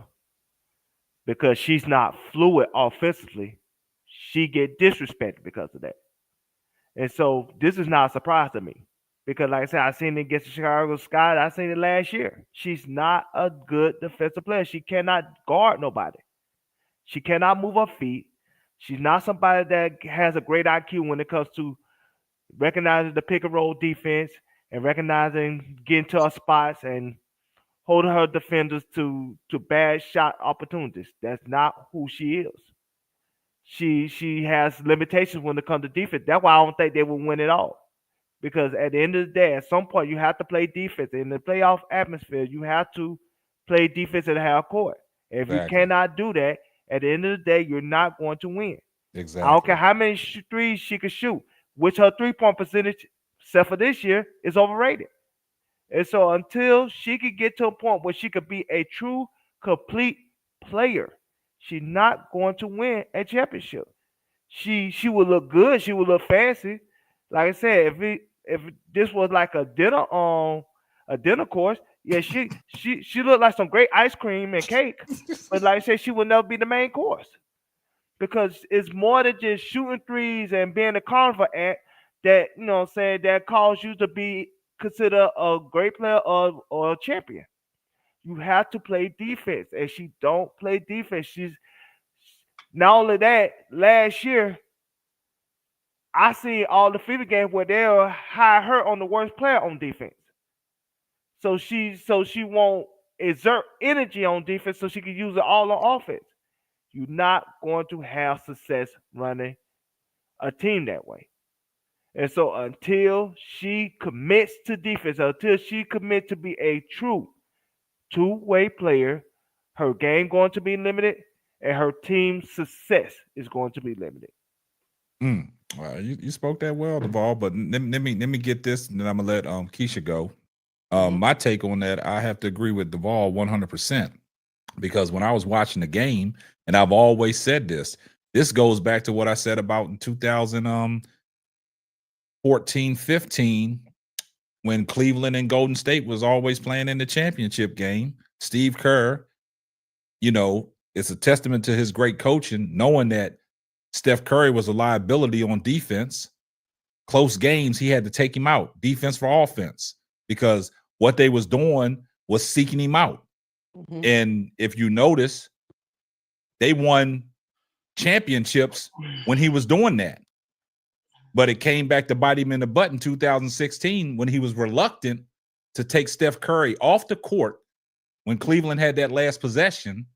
And like they said in all the docuseries, they were seeking out Steph Curry to get that switch on Kyrie, because if you notice, J.R. Smith had the ball. Klay Thompson came up and tried to set a pick. Klay Thompson went with J.R. Smith. Steph Curry had to stay with Kyrie. Now Kyrie got the matchup that he wanted. He seeked Steph Curry out, and the rest is history. So what I'm trying to say, the same thing with Caitlin Clark, like Duvall is saying, is she's a liability on defense. And somebody came in the chat, I'm not going to mention no names because you know who that person was, and said that Caitlin Clark has made tremendous strides defensively in game one. Nope. What did she do in game one that showed y'all that she made some strides defensively? Nothing at all. They say she got blocks. Yeah, they said she got 4 blocks. Come on now. Come on, guys. Let's keep it a buck. Now you get in there to game 2 is nip and tuck. You down the stretch. Supposedly your best player should be on the floor at all times, but that's a testament to Stephanie White and her great coaching, knowing that Caitlin Clark is a defensive liability. Calls a timeout and gets Caitlin Clark out of the game in a one-possession game where you needed a stop. And everybody is mad that Caitlin Clark was pulled. These Indiana Fever fans, man, it's the fan base. They crashing out, throwing Stephanie White under the bus already after 2 games. Every time Indiana, what they expect Indiana to go 44-0? And every time they lose, they don't want to hold the players accountable. They always want to blame it on the coach. But like Duvall said, in the playoffs, you know, it slows down. You see what happened last year when they played Connecticut in the playoffs, when it slowed down. Connecticut was seeking her out every time and getting what they wanted to get. So that's the difference, man. Rightfully so. She should have been off the court. And I think when the games are close with Indiana, Stephanie White's going to pull the trigger again. Caitlin Clark, you can't be on the floor. We going offense for defense. So, you know, she's a liability out there. She's still a cone. I haven't seen no improvement defensively at all. If you're just going to focus on the blocks like y'all did last year, y'all said she was a great 3-point shooter, but when the 3 points wasn't falling, y'all was like, oh, look at her tremendous passing. That's what they do. They try to move the narrative. But I'll let you go, Keisha. Well, I guess I'm the only one here for old Cece. I know Cece is a lot of people running around Fever organization, hooping and hollering and telling you the best thing since sliced bread. But I'm going to tell you, baby girl, ignore all them people. They lying to you. You don't ever want your coach to have to take you out in the pivotal moment of a game when it comes down to a win or a loss. You don't want to have to put your coach in that position to make that decision to take you out. When you want to be in the fire when your team needs you, because you are so deadly on offense. And even if you're not hitting, you are a threat. So you're always valuable on the offensive end. If your coach have to take you out because of defensive liability, you are hurting the offense of your team because you're not on the floor. So ignore all those trolls, them stands, and all that. At least get some type of moving ability on defense. At least give me some effort so your coach don't have to take you off the floor. Because that the playoffs is going to come down the stretch. We saw it in the finals. We've seen many players with an offensive game get down to the last series or to the finals and can't close the deal. Luka, what the beard, can't come up clutch because they don't play defense. Yeah. And no matter how great you are, it gets tight in the playoffs. And a lot of things get drawn down. You play those teams more than one time. They know all of your weaknesses and they know how to attack it. So ignore all the stands. You gotta get you a private coach to help you with your defensive outside of practice. You gotta learn how to move your feet. You gotta give me some effort. Yes, I like that you block chase down blocking. I get it. But those things are not happening during the pivotal time of the game. So yesterday, to Fever fans, yeah, it looks like okay, Stephanie White took out and we still lost. But what do you want Stephanie White to do? Leave her in and then the dream just blow right by? And then it wouldn't have been close at all? You see what I'm saying? A parked car. Yeah. So she defense too is a mindset. And right now she don't have that mindset, but she's got to get it if she wants to take the next level. Because she's a deadly weapon. I wouldn't want her off the floor. I wouldn't want her off the floor. I don't care. I know some people say it in the chat. She played 37 minutes. Yeah, that's cool. But the 2 minutes they needed her, she wasn't on the court. She couldn't play. Yep. And that's what it came down to. Her and her team walked down the dream. It looked like the dream was about to choke it away. Yep. And they couldn't close the deal because they couldn't leave you on the floor. So I don't know what you got to do. Get with a coach, get with somebody, get with Stephanie White, because Stephanie White's a defensive coach. So, I know she worked on a lot of stuff in the off season. but like the same thing you talk about with Angel Reese, whatever you worked on in the offense, it has to translate into the game. You got to move them puppies.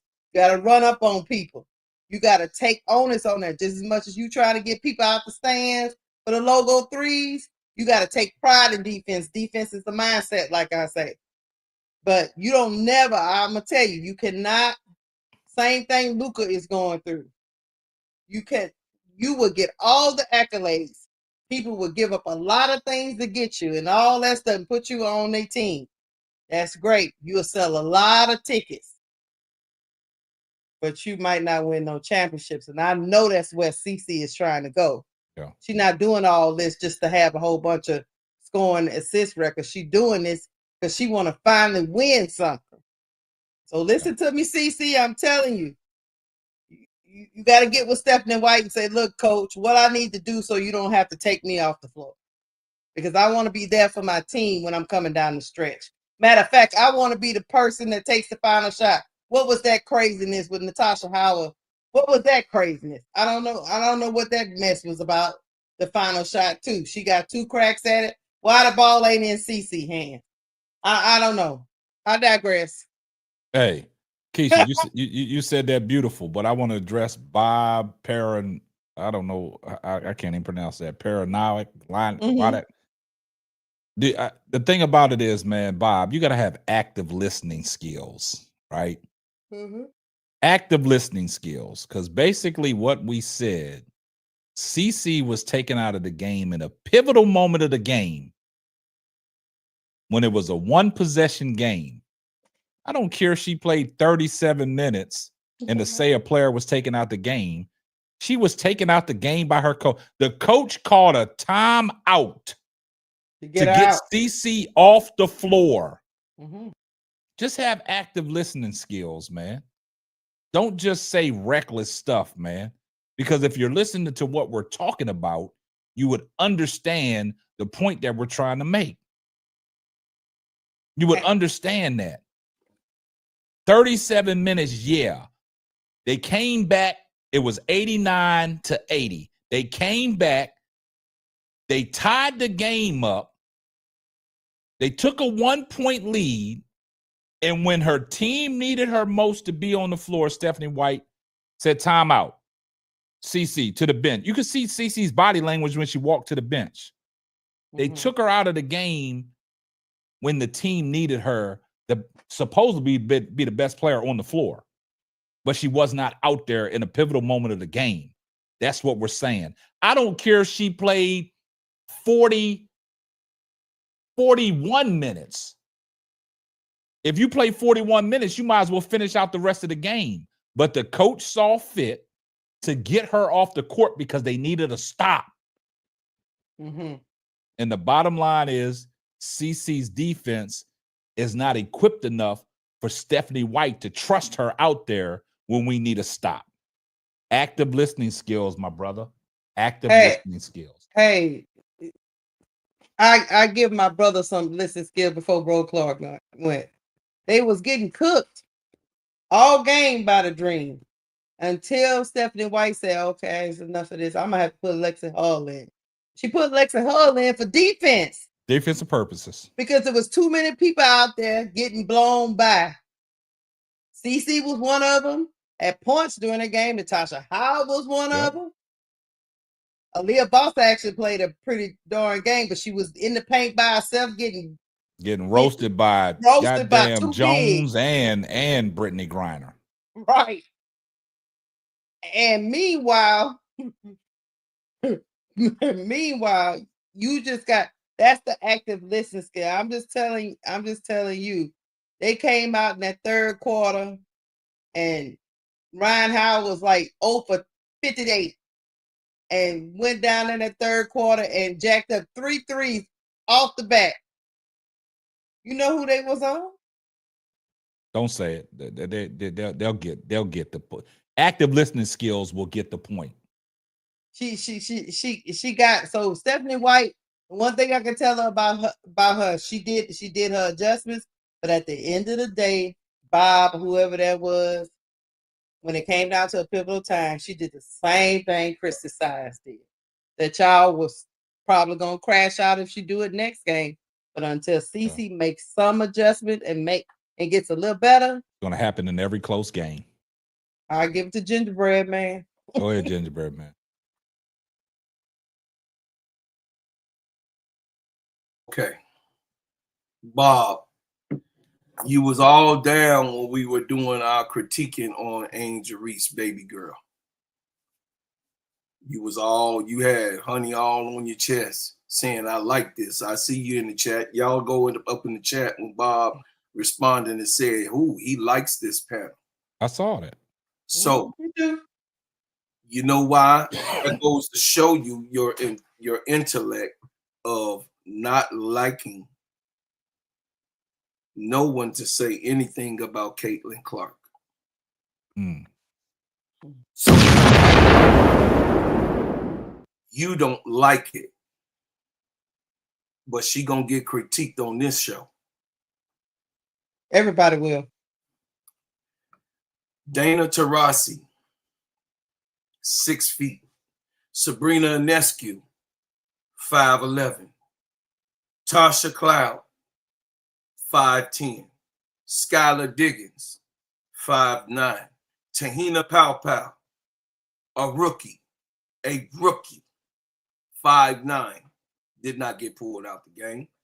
Chelsea Gray, 5'11", coming off of a serious injury, came back last year, saw that she won in the Rose. And last but not least, Kelsey Plum. Every single one of those guards that are point guards would not be pulled out. And guess what? 6'3" Alicia Thomas, AT. 6'3" AT will not get pulled out of a defense. She did not improve. She did not improve on defense. She is a cone. She is a liability to any team that she will go to, if it's the Fever or any of the other 12 teams. She has to work on sliding her feet and putting her hands and reading the shoulders of the dribbling opponent. See that coach, Stephanie White? She was a dog.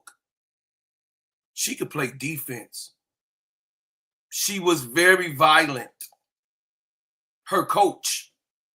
So her coach knows. See, I know the history of the game. And I went over the year. I told KSAP that the whole year I'll be studying and trying to bring historic lessons more on the woman's side than any. I'm not capping T. Camilla. I'm not capping. CC is a liability. How am I capping? CC is a liability on defense. She cannot. So you saying that Caitlin Clark, T. Camilla, can play defense? Is that what I'm capping on? Because that's my point. That's what your uncle capping on? Go ahead, get the money. I'm finna finish real quick. Shout out to Reddick Milky Way for the $10 super chat. Here comes the money.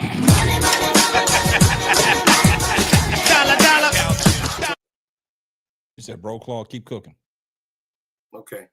I'm saying Stephanie White. I said Stephanie White was not going to get pulled out of a game in her I watched. Yeah, she wasn't a great player. I'm just saying this to say, T. Camilla, how bad. I brought up her own coach to show you how bad Caitlin Clark is. She's a bad defensive player. On offense, what we see again, she throws the ball away. What we see again, nothing has changed. They talking about how she's grown. She's still getting ripped. Howard didn't. Y'all saw she got stripped by Howard. Y'all saw she got stripped by Tahina. Y'all saw that she had 3 steals that was 3 balls that was taken from her in that dream game. Taken. Like, give me that. I'll take that and I'm finna eat it and you take it from you. And you go and cry to the referee and tell them what an awful call that they didn't make. She has to get better on defense. She has to get better in her court decisions. You are not, see, they give her credit about having court abilities, about how she can have good readings. Good readings don't make you have 274 turnovers. That's 132 more turnovers than anyone in the history of the WNBA. Last year, she is a player that can get better. She has no mid-range, and she has no floater going into the hole. She's afraid to go to that midsection and give a teardrop. Can we have a teardrop from Caitlin? Can we have one? Haley Van Lith has a teardrop. Haley Van Lith can go to the middle. And she's a rookie. She will go. We're talking about the defense. We're not talking about the offense. Let's talk about the defense. But the defensive standpoint of me bringing up Dana Taurasi, Sabrina Ionescu, Tasha Cloud, Skylar Dickens, Tahina Powpow, Brittany Sykes, I'm sorry, the Slim, Chelsea Gray. And Chelsea Gray is 145 years old and they ain't finna pull her out in no last play or no games. Chelsea Gray was the one that tried to get the defensive stop on Howard, but she played good defense on her. But when she got in the paint, I think not Chelsea Gray, Mitchell last night. I got it confused. Yeah. Bro, Claude got me twisted, but I'm talking about Kelsey Mitchell. Go ahead. That's because he over there calling Chelsea Gray 145 years old. Yeah, that's what I'm saying. Yeah. But what I'm saying is Kelsey Mitchell had the defensive stop last night. She played great defense on Howard, but when she got in the paint, she panicked and wrapped her up with that left hand. If she didn't do that and just went straight up, that'd have been ball game. Right. I agree. Fever would have got out with a win. But to T. Carmelo's point, when you said Stephanie White was not a great defensive player when she played, so that should tell you something. If she wasn't a great defensive player and she's not a great defensive coach and she's still pulling Caitlin Clark out the game, my point. What does that say? Thank you. You said it better for me. That speaks volumes. And how ironic is it that Stephanie White played for the Indiana Fever? And what number did Stephanie White wear? 22. Deuce. 22. So the fruit don't fall far from the tree. And you said it best, T. Carmelo. She wasn't a defensive player when she played in the WNBA. No. She's not a defensive coach. And your supposedly best player, you don't have confidence in that player to be on the court when it matters most. My point was she wasn't getting pulled. My point, T. Camilla, she did not get pulled. That's what I was alluding to. That's all I got to say. That's all I got. All I know is CC don't listen to those people. Stop listening to Glaze. And I know, look, I know it's hard, CC, because if I had a whole bunch of people glazing me, I don't know what I would do either. But I'm trying to tell you, You listen would to your just girl drop your Keisha. draws, huh? Shut up. Listen to your girl Keisha. Don't listen to them. Don't listen to them people glazing. Listen to your coach. If your coach, same thing we said about Olivia Miles at Notre Dame. Look, you don't want to be the person that's getting pulled out. Nope. When your team is fighting at the end to get a win. Yep. You don't want to be that person. Not if you want to be great. Now you can be a really good player. You can be in a lot of record books, because I'm pretty sure Luka gonna be in a lot of them. Mm-hmm. But will he he not be better than great? Shaq. But see, this is the problem, Keisha. The media and people that like CC don't give her a fair critique. That's why I told her don't listen to them. Don't they stands too.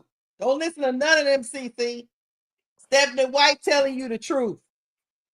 Sage. I'm pretty sure that was a conversation that was had before the season started. Look, baby girl, if it get tight, certain situations, I'm gonna have to pull you out. I see what you got. It's not there. I'm letting you know off top. You know, we get in that situation, you gotta come out. Until I see something allegedly. Until something different. You don't want listen. At least listen to your coach. Don't listen to the stands. Don't listen to the media. Don't listen to Bob. Don't listen to none of that foolishness. You should never be off the floor when your team is trying to secure a win and you are up or down 1 point. They Cardoso need you, said CC. Stephanie would have pulled her own self out the game. I So see, that just like T. Carmella brought up something very important. If y'all missed it in the chat about Stephanie White, I like Stephanie White as a coach. I like her because she knows the game of basketball. Mm-hmm. I've watched her call NBA games. She knows what she's talking about. Mm-hmm. And what you said, T. Carmelo, it speaks volumes. Because when Stephanie White did play in the WNBA, when she played for the Fever, she wasn't a defensive player. So when you're not a defensive player and you see the same attributes in yourself as you see in a player that you're coaching, that speaks volumes. She got her off the floor when it meaned the most. You say, I can't win with you. I can't win in a one possession game and you're on the floor. I can't. And K-Stat, no, I want to let y'all know in the chat. Look, nobody's saying that Stephanie White is this great defensive coach. I'm telling you, she know what defense look like, though. Yeah, because she didn't play She's defense a competent herself. coach to know that look, this ain't it. Because she had a defensive team. She know what it looked like. Yeah. And y'all got to give her a little credit. No, she got that Sun team ready to roll, and Keisha, they hung their hat on defense. Keisha, this is what I'm saying. I'm giving Stephanie White her kudos. Yeah. It's the Indiana Fever fans that crashed out when they lost the game trying to throw Stephanie White under the bus. They try to throw her under the bus. They talking about get rid of DeWanna Bonner, get rid of Howard. It's like, what are we doing here? We 2 games into the WNBA. And we got to relive this movie that we was watching last year with Christy Sides. That's all I'm saying. The enemy rapper. Don't do it. Don't do it. And look, I'm echoing what everybody told me. Somebody told me. And if they lied, they told it.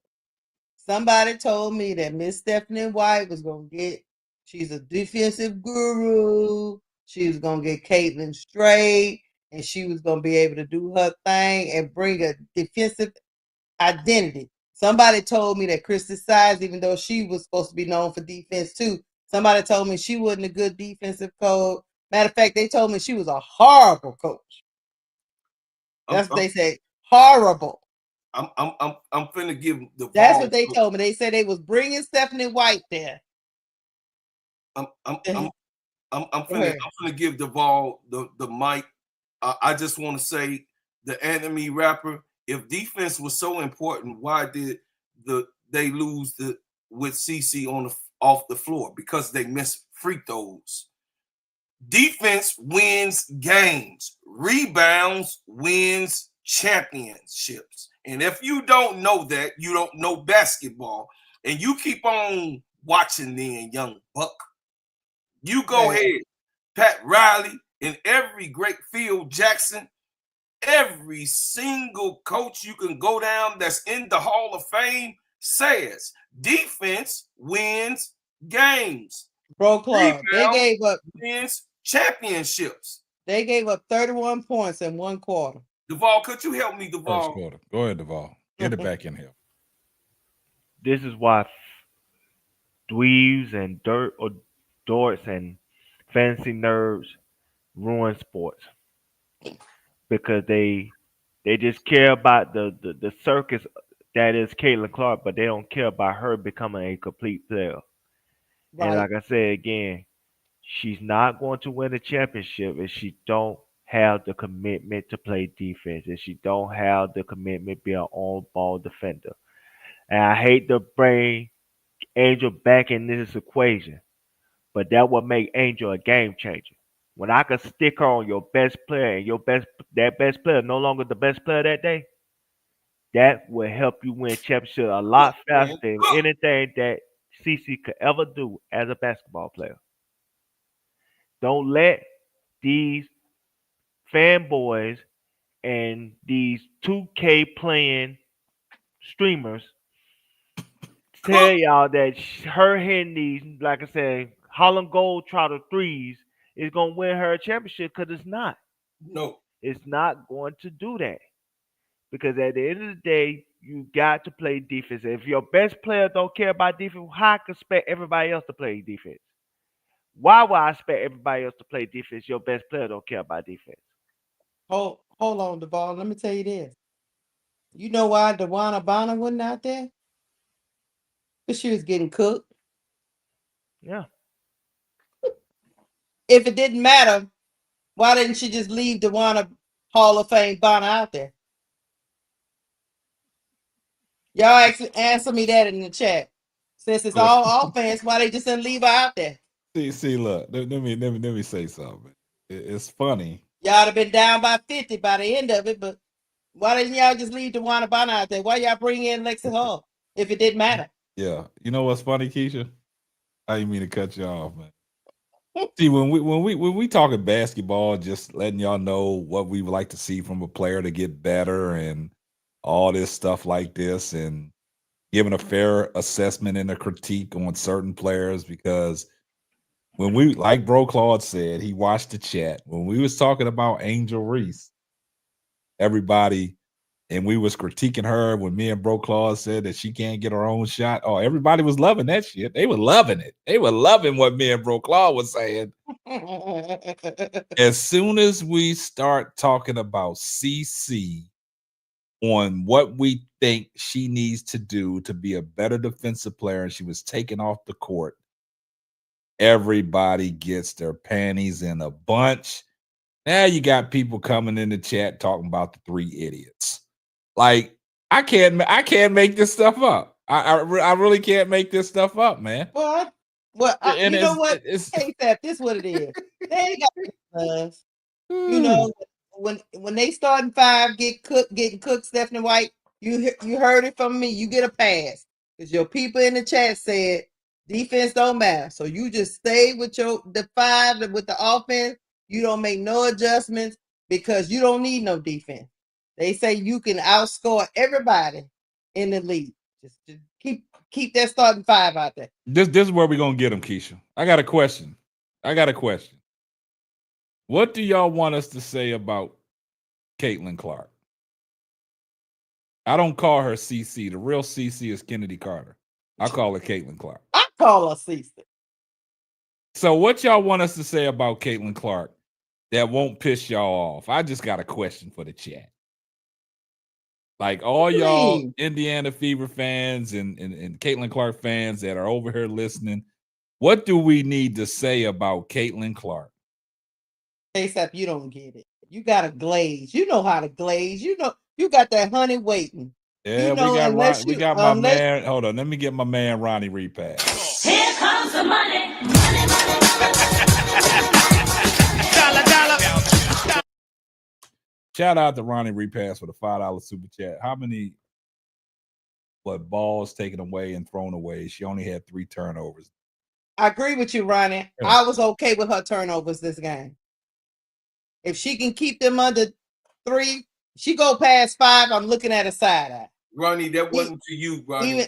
That wasn't to even you, if she- Ronnie. that Ronnie, you wasn't- cool Even if with she us. go past 4, I start cringing. But But- 3 is good for her. 3 is actually good for her. She got the ball taken away those 2 times, and then I said she threw the ball away 1 time.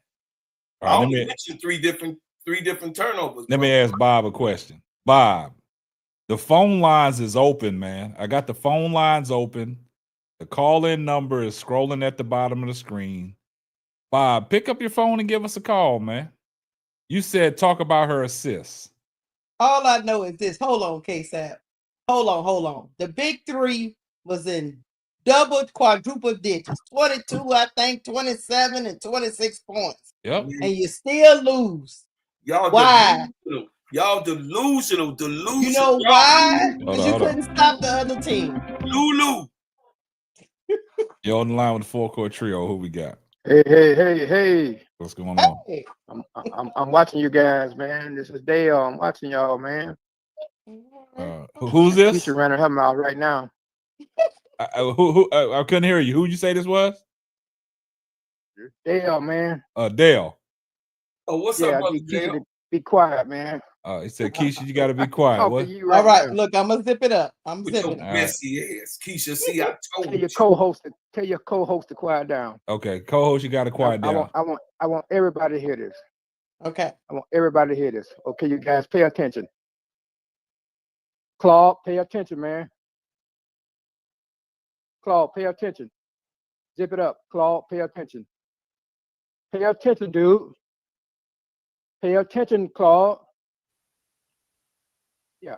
You got you got your phone on replay or something?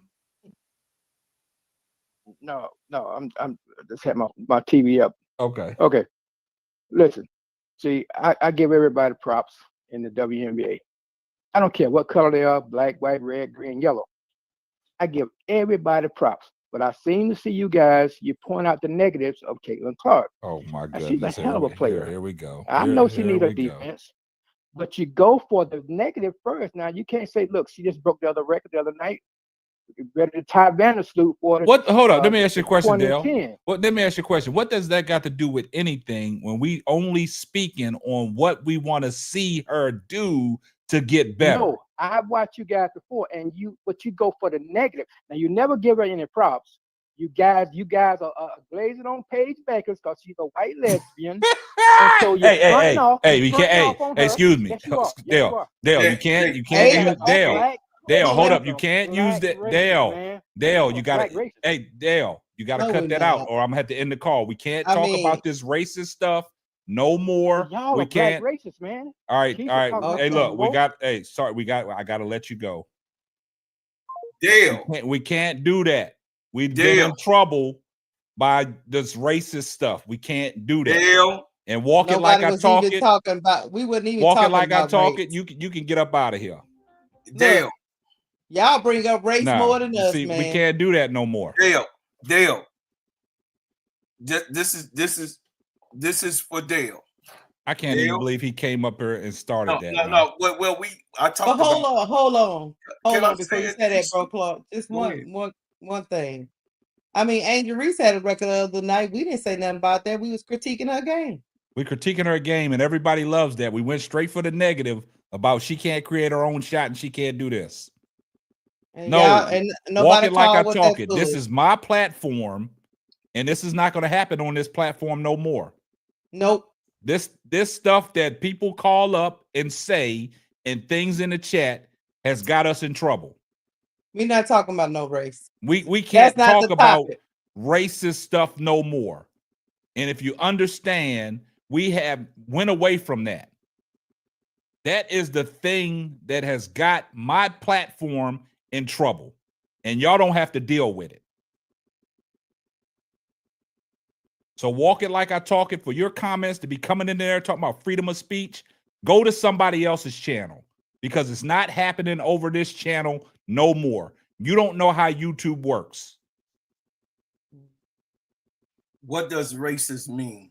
Nah, bro Claude, No, don't we're not getting into don't that. do that, bro Claude. Get that We're off not of there. doing it. Don't do that. No, we Bro talking Claude, basketball. cut that off, man. Cut that off. I cut it off. Yeah, we're not talking about that.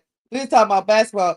Here's my the only when you can't win an argument, KSAP, then the next it's like on auto, it's like on repeat.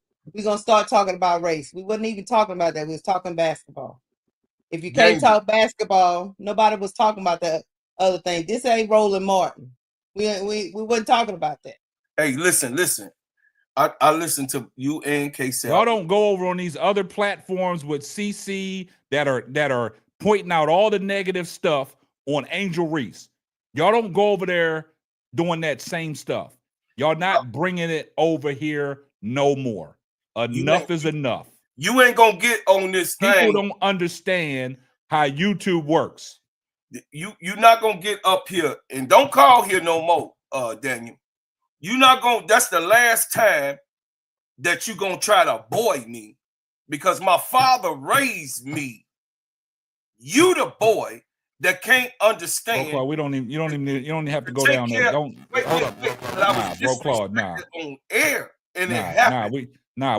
We can't do that. Don't no come more, up here Claude. with that, man. No, I've already addressed what you said. Don't come up here with that. Don't do that.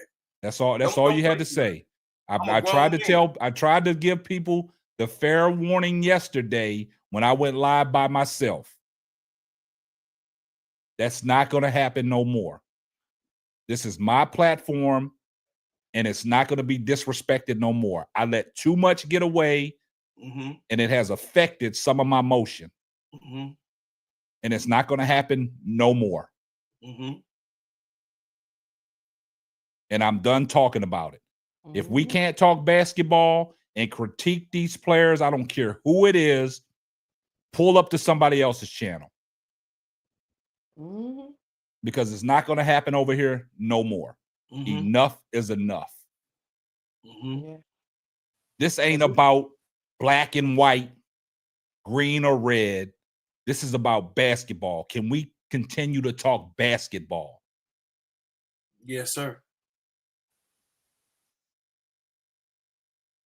Yeah, because we critiqued a lot of players tonight, not just her. Y'all didn't say nothing when we beat the hell out of Rachel Banham. No. Courtney Vandersloot. Yeah. Camilla Cardoso.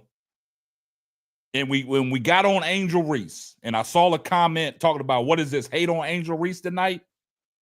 See, that's the difference. We talking basketball, man. We talking basketball, guys. If we can't critique a player and y'all don't like it, don't come to this channel no more. There's other people on YouTube that are talking stuff negatively about Angel Reese. But y'all don't want to go over there and pull up on that show and give that same energy and say, hey, y'all always pointing out the negative about Angel Reese. Why come y'all can't say Angel Reese is a hell of a basketball player? Stop going for the negative. Stop putting her in this racial box. See, what happened is y'all sat there and y'all listen to RG3. Now y'all got y'all's chest poked out. That's the problem. Go ahead, man. But I told y'all last night, it's not going to happen no more over here. It's not. Yes, sir. We done with it. We talking basketball. You ain't finna sung me. Get your butt up out of here. Bro Claude, I understand exactly where you coming from, and I know you wanted to get off, man. But it's not worth it. It's not worth it, man. I got you. It's not worth it. Look, I respect you to the fullest. I understand that you wanted to get off, man, but we got to look at the bigger picture, man. Yeah, absolutely. We got to look at the bigger picture, man. I'm rolling. I mean, for Dale to call in, and the first thing he want to do is glaze over Caitlin Clark, so we critiquing her about her defense, and then throw Paige Beckers in the equation about being a lesbian, and she hasn't even came out and said anything like that. No. We can't do that. And what does that have to do with basketball? Nothing. Unbelievable. Yeah, I mean, just to attack that, Dale, that was an attack on that young lady. Yeah. And me. Because we like Paige Beckers as a player, and we have critiqued her. Hell, me and Bro Claude did a crash out one time. Ben G remembers about that her. voice. Ben G about her- remembers that yeah, voice, Adele. He remembers that. Ben G, I'm glad you pointed that out because he's been up on him before telling Bro Claude to be quiet and all that. So disrespectful, man. See, people critique Paige, Yeah. Enrique, we give them all the business. Where was you at the other night when we was giving Enrique Umbawale the business because she didn't show up to help Paige Beckers? Yeah, where was she? All y'all want to do is come around here when we say something about CC and y'all want to crash out on us. Mhm. That's all it is. I don't know who sent y'all over here to do that. I don't know who sent y'all to be disruptive over here, but it's going to stop. See, a lot of people, they think they can just come up on YouTube and say anything and get away with it. They don't understand the YouTube regulations. YouTube is a business, $1 billion business. And when you're working for YouTube, YouTube can shut you down at any minute. They can dismantle your platform. Everything that you built, they can dismantle. Y'all don't have to deal with the emails and the things that we get behind closed doors. Y'all don't have to deal with that. Right. Y'all just think y'all can just come up in the chat and say any racist thing that y'all want to say.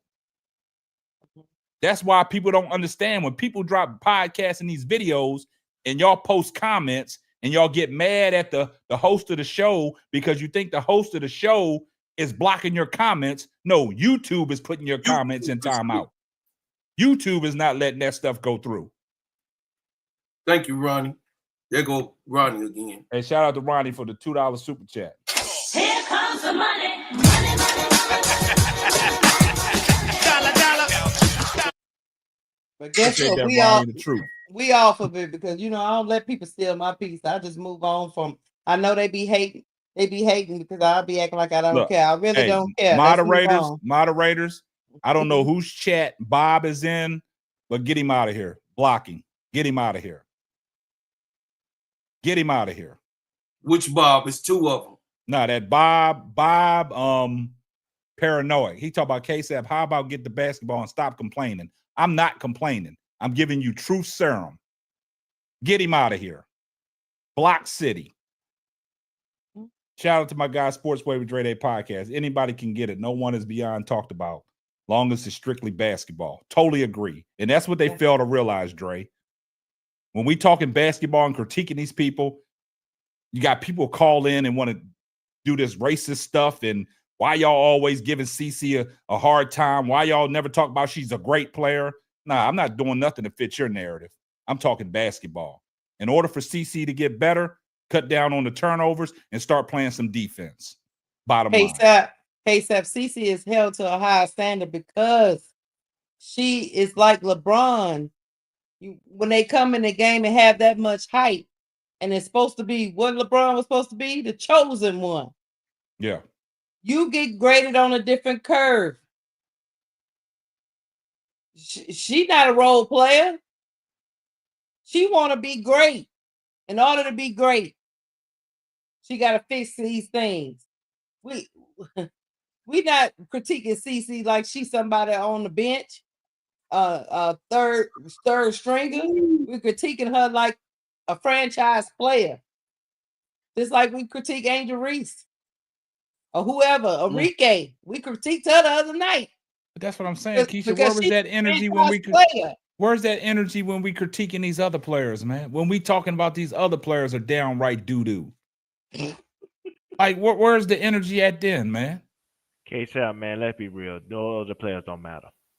That's why they don't care about the critiques of those other I people. got you. I got you. So let's be honest. Let's be honest. Please, man. Those other players do not matter. That's why the only two names that constantly come up is Angel Reese and Caitlin Clark. But these people have a narrative about what they feel about a certain player, and they want you to say things to fit that narrative. And if you don't say something to fit that narrative, they get upset because you're not making them feel good. They want to feel good. They don't want the hard truth serum that will make their player better. They want you to say things that make them feel good so they could tuck themselves in at night and have a good night's sleep. They But want us to be Magic City up here, twirling on Yeah. poles.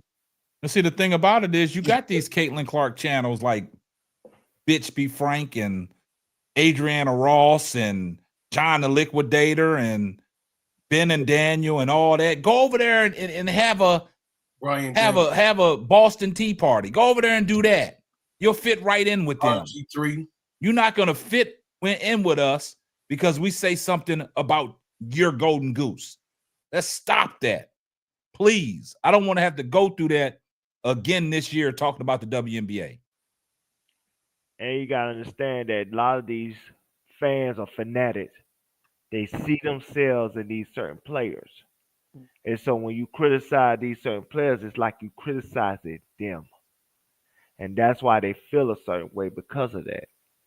It's all part of Thanks, people True. being so emotional about the people that they want to support because it's bigger than basketball. It's not about basketball. We all know that. And so at the end of the day, they want Caitlin to be perfect, and they want you to tell us that Angel gonna be out the league in 2 years. You know how many times I heard that? A Hall of Famer gonna be out the league in 2 years. Yeah. Brianna Turner is still on the roster, and she been trashed for the last 3 to 4 years. But won't nobody call the phone line and talk with and get mad at the ball for saying Brianna Jones is trash. Nobody would do that. Nobody would do that. They don't care about Brianna unless she supports Angel Reese. Yeah, nobody's gonna come to Enrique Umbawale's defense when we scolded her the other day. Nobody's gonna come to her defense. Nobody's gonna come to Rachel Bannum's defense because we just scolded her half of the night. Nobody is gonna come to her defense. All right, Nobody's gonna come to Courtney Vandersloot defense when we said she looks old and gray, look like she's 40 years old and can't get out the bed. Nobody's gonna come to her defense. No. But you know everybody can get over here. But you know whose defense they will come to? Camilla. Why? Shut up. Because Camilla fits a narrative that they want to push when it comes to Dementia Angel Reese. That's all it's coming back to. Caitlin Clark, Angel Reese. Like I told y'all before, if Camilla was playing on the Dallas Wings, nobody would care about her. You wouldn't even hear Camilla's name. But because she's on Chicago Sky, she got to be the symbol of this is why Angel being held back by such and such player and all these narratives. That's what they care about. Like I said, these fans has a mindset of what they think about said player, and they want everything to be fit into their narrative so they can feel good about themselves. KSAT, put Ronnie Repass comment up on the screen right now so they'll know. Yeah, go talk to your government about that. This our platform. Exactly. But you know what's crazy? The only one that came to Angel Reese's defense when we scolded her about her ability not to create her own shot was Duvall, and he's part of the panel. That's the only person that came to her defense. I didn't get no phone calls then when the phone lines was open. It's like, why y'all want to point out the negative about Angel Reese when she got a lot of positive things about her game? And we've talked about the positive things, just like we've talked about these positive things. Angel Reese is a 100 player, and she want people to keep it 100 with her. That's why her fans have to keep it 100. She wants to be better. Angel wants to be better. She said it out her mouth, she wants to be the greatest. So she has to suck up the criticism that's said about her so she can be the greatest. And I believe that she can be the greatest. K-Town Brown, you got a point. CC fans are successful when they stop you guys from talking about basketball.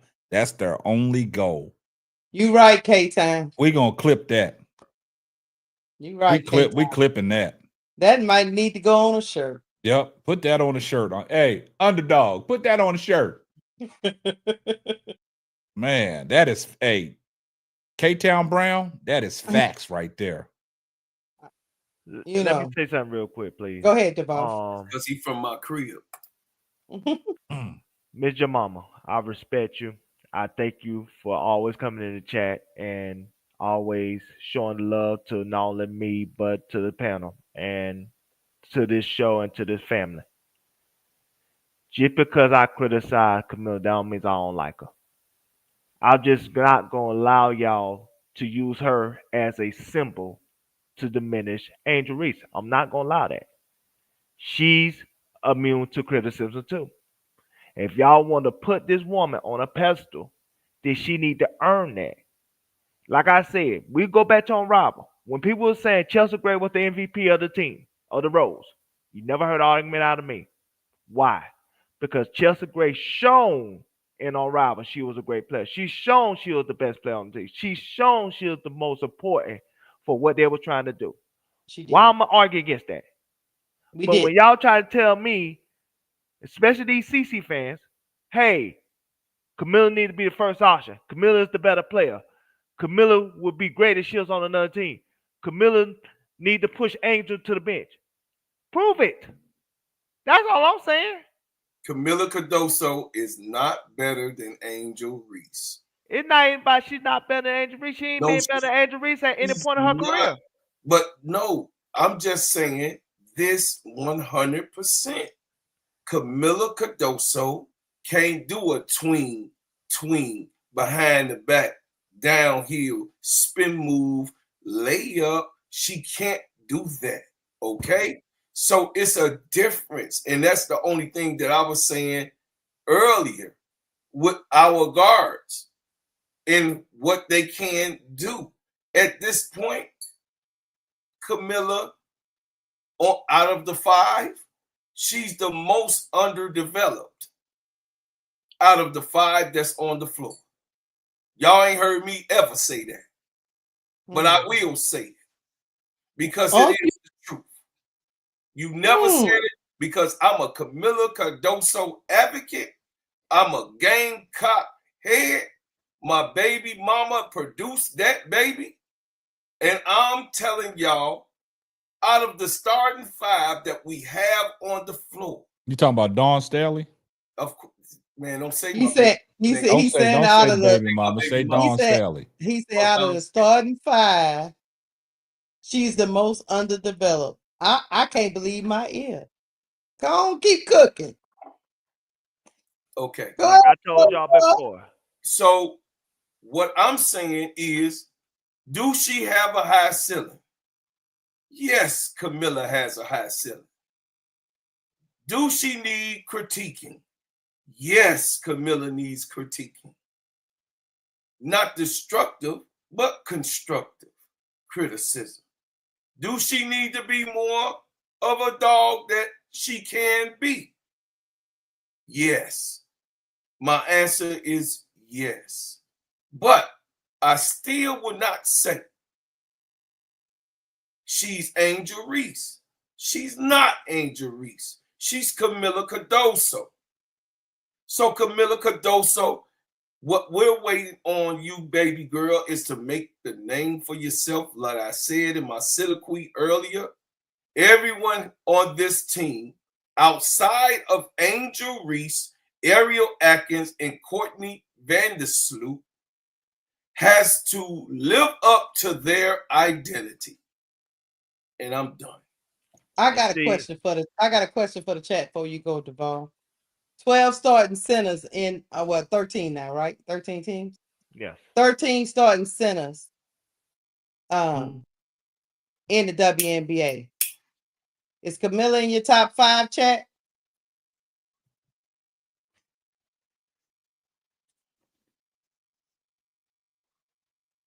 Well, by default, I'm gonna put her in the top 5 because ain't too many centers in the WNBA. I was just going to say that. By default, I would put it in top 5. by default, I'll put it in top 5. Yeah, because you got Jacqueline Jones, you got Izzy McAvoy. You got I'm like Goon the Alana Shooter. I Smith. really can't name 5 or 6 You got Alana great Smith. centers. Only one I can name is Jacquel Jones. You got And Izzy Brittany McAvoy, Griner. Brittany Griner. Bree Jones. Bree Jones, and Brittany I Griner. can't even say Ezzy McBeck from I can't even put that name in there. No. Bree Jones. She a Brittany center though, Griner. ain't she? you talk Yeah, about. but I can't put her as Asia's not a center. She plays in that time, but you got Leah Boston. She's a. You got a Leah Boston. You think she just that's got cooked by a Leah Boston? I know, but that's 3. Oh, I said Brittany Griner. I said 6 good centers. Alana Smith. Alana Smith with the links. Just Yeah. because she's labeled a center, is she a Here you dominant go. center? Look, I'm I'm talking about I who, know. I'm just saying who plays the position. That's Can why I said Camilla- by. I know. can I Camilla said by. outplay I these said. people? I said by default. I'm putting her in the top 5. By Okay. default. So you'll take her right now over Alana Smith. Oh yeah, I'll take her. And see, this is my thing. And I don't even know with about this, I'll take her. even with this, I'll take her. even with this Angel Reese situation, nobody wouldn't complain when I was cooking Angel Reese behind when she was in that preseason game before the regular season. The ball. I already alluded to all that. That's what I'm saying. I don't like that. I don't like my character being assassinated when it comes to. I'm I'm fair. I'm a person. I watch the film. I study the film. I study the players, and I give y'all micro critique based on how I feel about said player, based on the film that I watch. Is Angel a flawed player? Yes, she is. Mhm. But it's hard for me to criticize Angel like you want me to criticize Camilla or anybody else when this woman is not only good at multiple things, She's she's undersized. What's elite she doing? Yeah. at multiple things. She's the best to ever do it at rebound. The best to ever do it. But they won't point to that, Duvall. That's the point that I'm trying to make. And when it comes to defense, she's a top 5 best defender in basketball. Well, you preaching to the choir now, man. It's. I can make an argument she's the top 5 best running the floor Duvall. center in basketball. Duvall, you talking to hear yourself talk, man. People don't want to hear that, man. They don't want to hear that. That's the point that I'm trying to make. Because everything that the caller said, we pointing out the negative about a player and not saying how great this player is. But that's the same thing that these people do on these other platforms, is always point out the negative about said player, about layups and this and that, the looks of this person, the way this person runs.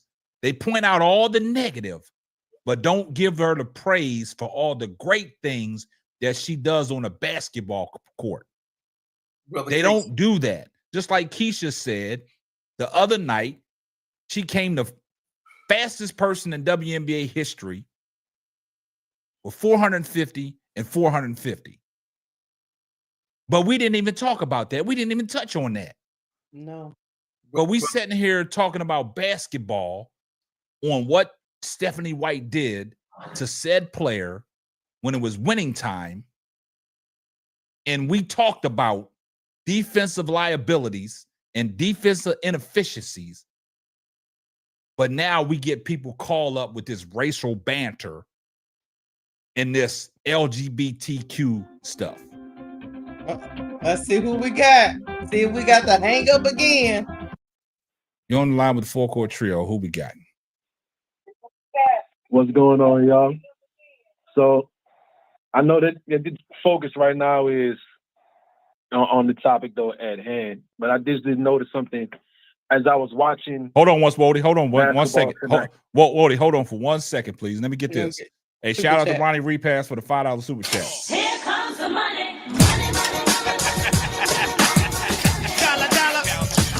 That's the obvious, Ronnie, man. Drama only happens when the Fever play the Sky because of Caitlin and Angel. That's the obvious, man. Appreciate the super chat. Go ahead, Wody. I mean, that's to Ronnie's point though. That's what people are tuning into, and that's what the viewers and the advertisers are getting the most traction on. Like we all are well aware of that, you know. Unfortunately, it is the society we live in. Clicks and views. As I was watching tonight, and still I'll do my best to keep it women's basketball, but as I was watching tonight, Tom Thibodeau did something to his star player that I wonder though what a lot of people per se have a problem with, right? What'd he do? Tom Thibodeau pulled Jalen Brunson. Those who know Jalen Brunson pulled Big body Jalen Brunson Brunson. in a decisive moment, a close game, put him on the bench for a defensive player or a bigger player. Because he was right? getting cooked by Halliburton. We know Go is ahead. the star. Yeah. Yeah, Mm-hmm. we know Brunson is the star.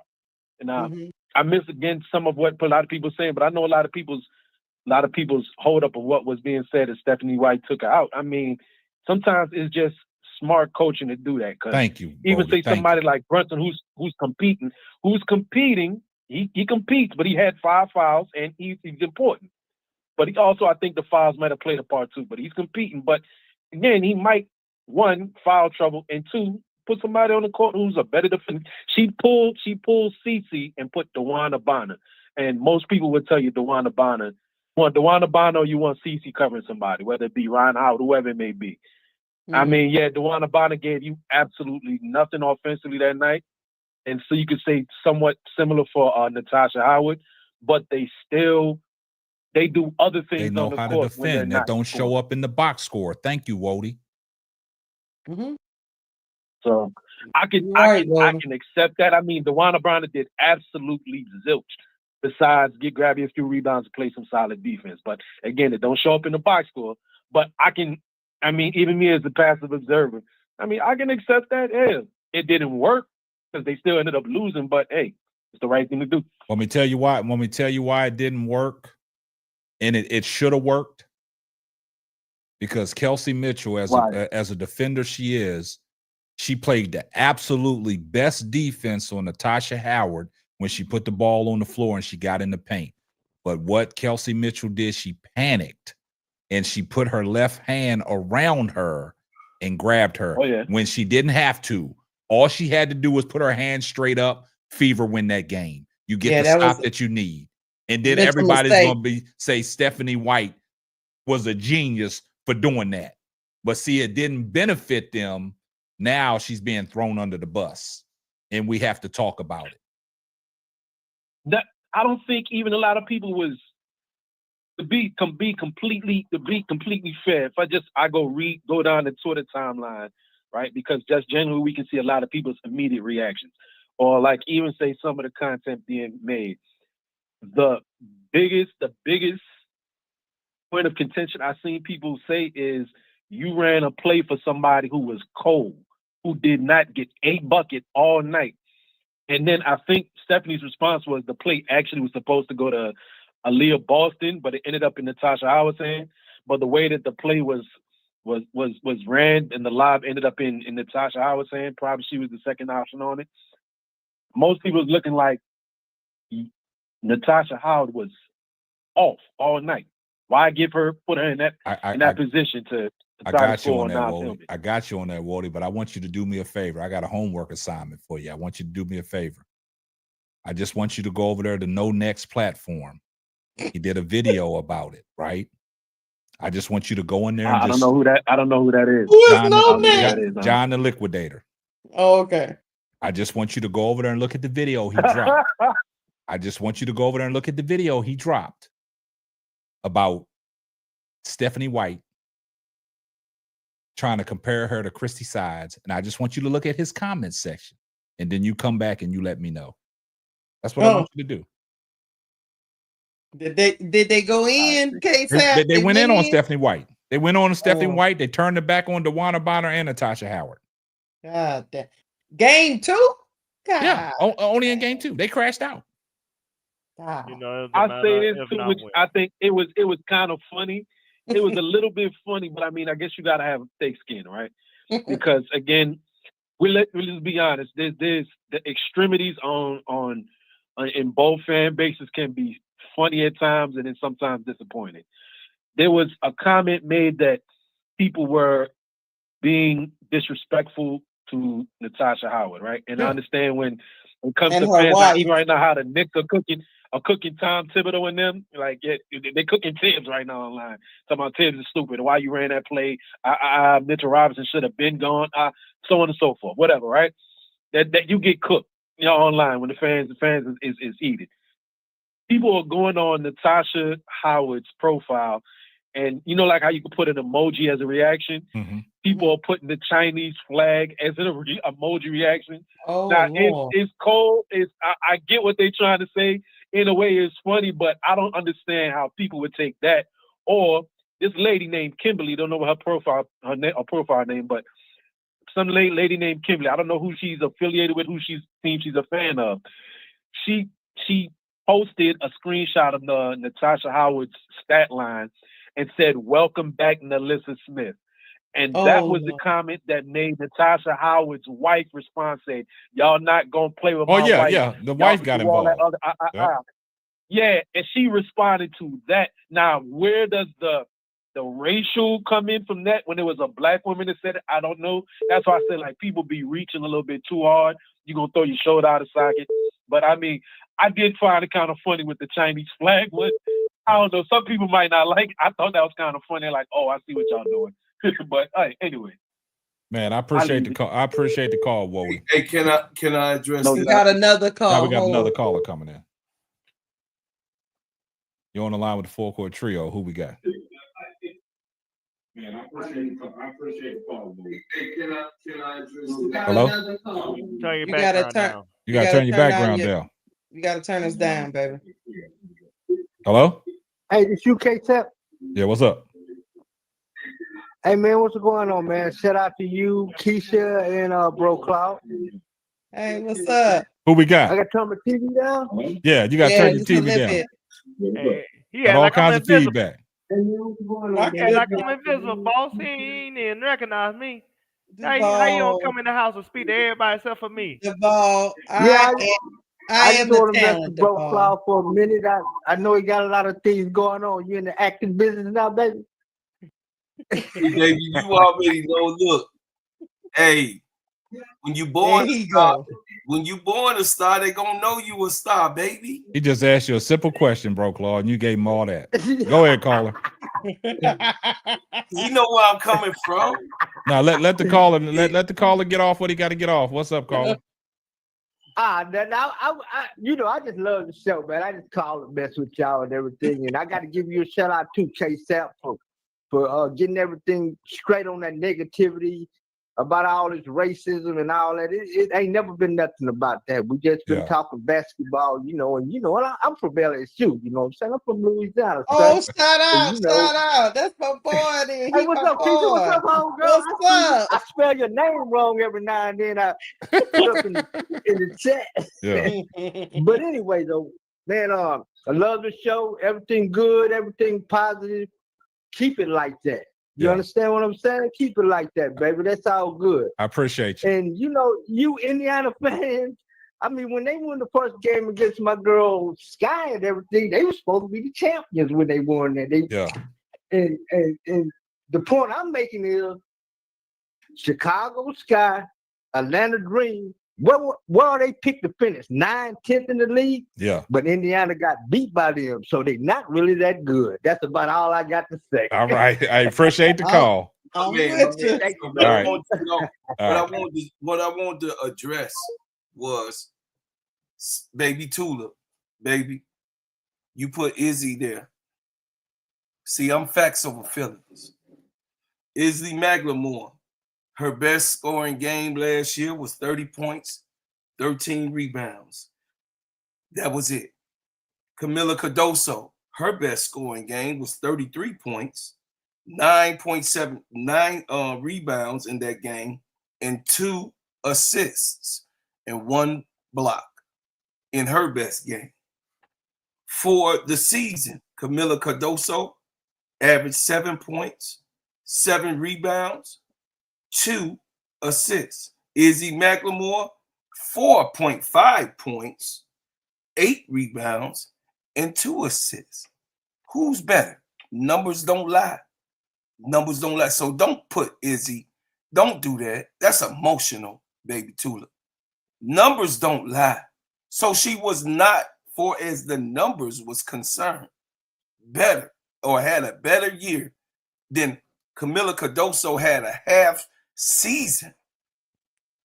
a half season on record and was better than Izzy McLemore. So I rest. Man, this is man, this is I don't even know. I don't even know what to say, Get man. the money. Get the money case out. Oh, they have money? I don't see nothing. Ronnie Reed pass. Drama. We already got that. We already got that. Okay. Yeah, we did that on. Man. Oh. So that's all I was saying. We facts over feelings, and I understand that. No, she didn't listen. I'm looking at Google is your best friend, and the ESPN log said that she averaged 4.5 points. Right here. Who? Izzy? Izzy. Izzy or Izzy? Izzy McLemore. Okay. Izzy McLemore. Izzy, yeah. McLemore. So it's all right.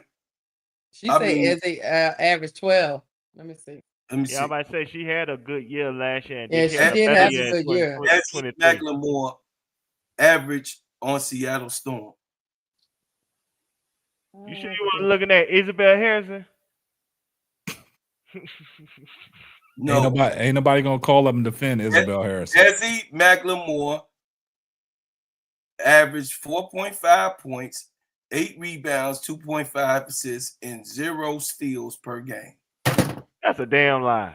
No, it's on ESPN. Come on, man. 4.5 points a game. Come on, man. Come on. Listen, I'm not this year or last year. That was last. Wait a minute. That Hold can't on. be right. That might be last year. Hold on. Let me go. That's what you talking about last year. No, I think Claude talking about this year. Yeah, that's what I'm saying. That can't be right. Hold on, last year. you might right. Hold on. Give me a second. Let me look at this now. I gotta talk to you like Skip Bayless and say, put your glasses. No, she averaged 11.7 points a game, 8 rebounds a game in 2024. Bro, Claude, Google your friend. And see, in 2025, it's saying 4.5 points because they didn't only play like one game. Yeah, that's what I said. I know. Yeah, no. It's all good, man. Hey. You can't really go off 2025. They ain't played that many games, bro. Yeah. No. Man, so yeah, she's normally 12 points, 8 rebounds. Her biggest thing is the blocks. She averaged 2 blocks per game. I think she was taking the lead last year. And Izzy was out for about a couple of weeks because she was hurt last year too. Camila Cardoso is notched down for a half of season. Man, that's just we passed that, man. We passed that. We ain't even gonna get off into stats. We ain't even gonna get off into that, man. I just but if it was me, I think Izzy is a little bit is better. But that's just me. No. Izzy should have been an all-star last year. Who? But bottom line is, if Caitlin want to maximize her potential, if she want to maximize her potential, she can't just feel like offense is the only thing that's gonna get her to the promised land. Mm-hmm. She have to play defense. She don't have to be a great defender. She only have to be a good defender. Don't say that, Duvall. The phone line's gonna start blowing up. Don't say that, man. She just gotta be a capable defender. She gotta be an average defender. Don't say that, man. I'm gonna start being a. I'm gonna start being. Who are we talking about? Camilla? No, you talking about Caitlin? Oh, Caitlin. Okay. I'm sorry. I didn't know what you were talking about. We gonna start being comedians on this damn show. You gonna start doing stand up? We're gonna start doing stand up comedy because I just don't understand, man. I really don't understand that. Why is all the confusion over here with us? We ain't even past Caitlin Clark. Yeah, a whole hour and 30 minutes. Well, she was our last topic anyway. Yeah. But this is what I'm saying, people. I just want y'all to understand in the chat, man. There's other channels that say everything great about Caitlin Clark. They say everything good about Caitlin Clark. Say she's the greatest thing next to sliced bread. Do you see me, Bro Claude, Keisha, or Duvall go in their chat and call up if they let us call up and cause any confusion on their chat. We No. let them say what they want to say over there, and we'll debunk it. But we don't roll up on nobody's chat and be disrespectful to nobody's chat. We don't go over there with no racist stuff. We don't go over there, you know, talking about the LGBT community and things like that. It seems like all this stuff happens over here on this channel, and I don't know why. I do. Like they said, when the devil's busy, he's busy. And all we can do to ask the Lord is to be a fence. Hey, and Dix, it's called Lulu. Because the crazy thing about it is, I think we give the most honest and fair assessment about every player. And nobody wants to shade us when we talk about any other player. But as soon as we mention number 22, all hell breaks loose. Ooh, boy. We can say Caitlin Clark got on some fake Kobe's. And y'all gonna come for our head. Not the fake Kobe. But y'all got these other channels over there that say these disingenuous things about Angel Reese. She getting it out of the trunk. And call her all these names. I saw and do all this stuff. But y'all love that. Go ahead, K-Sap, man. Go ahead, brother. But as soon as we say we want to see Caitlin Clark become a better defensive player to take her game to the next level, and just like Duvall said, you're not going to win nothing if you're not a great two-way player early in your WNBA days. That's right. I can see if this was Caitlin Clark's 10th year in the WNBA. The offense ain't going to leave you, but the defense going to get a little slow. That's the only way I can see it.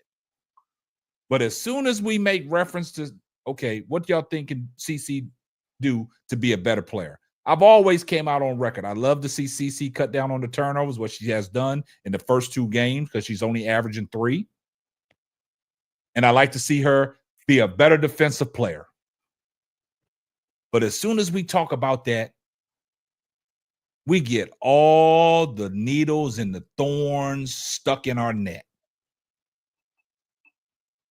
We get all the needles and thorns stuck on our neck. But when we over here poo-pooing on these other players, like Duvall said, because they don't matter, y'all sitting back kikiing. I love this. I love but this. I want y'all to know WNBA players, y'all matter to me. Yeah. Hey, shout out to Ronnie Repass. Here comes the money. Money, money, Shout out Ronnie Repass for the $2 super chat. You got a point. Actual Fever fans are not YouTube creators. You're absolutely right. They CC fans. Mm-hmm. All these content creators are CC fans, and they protect CC in every way they can. At all costs. Because you see, now Stephanie White is the problem. Yeah, that's the problem. Stephanie.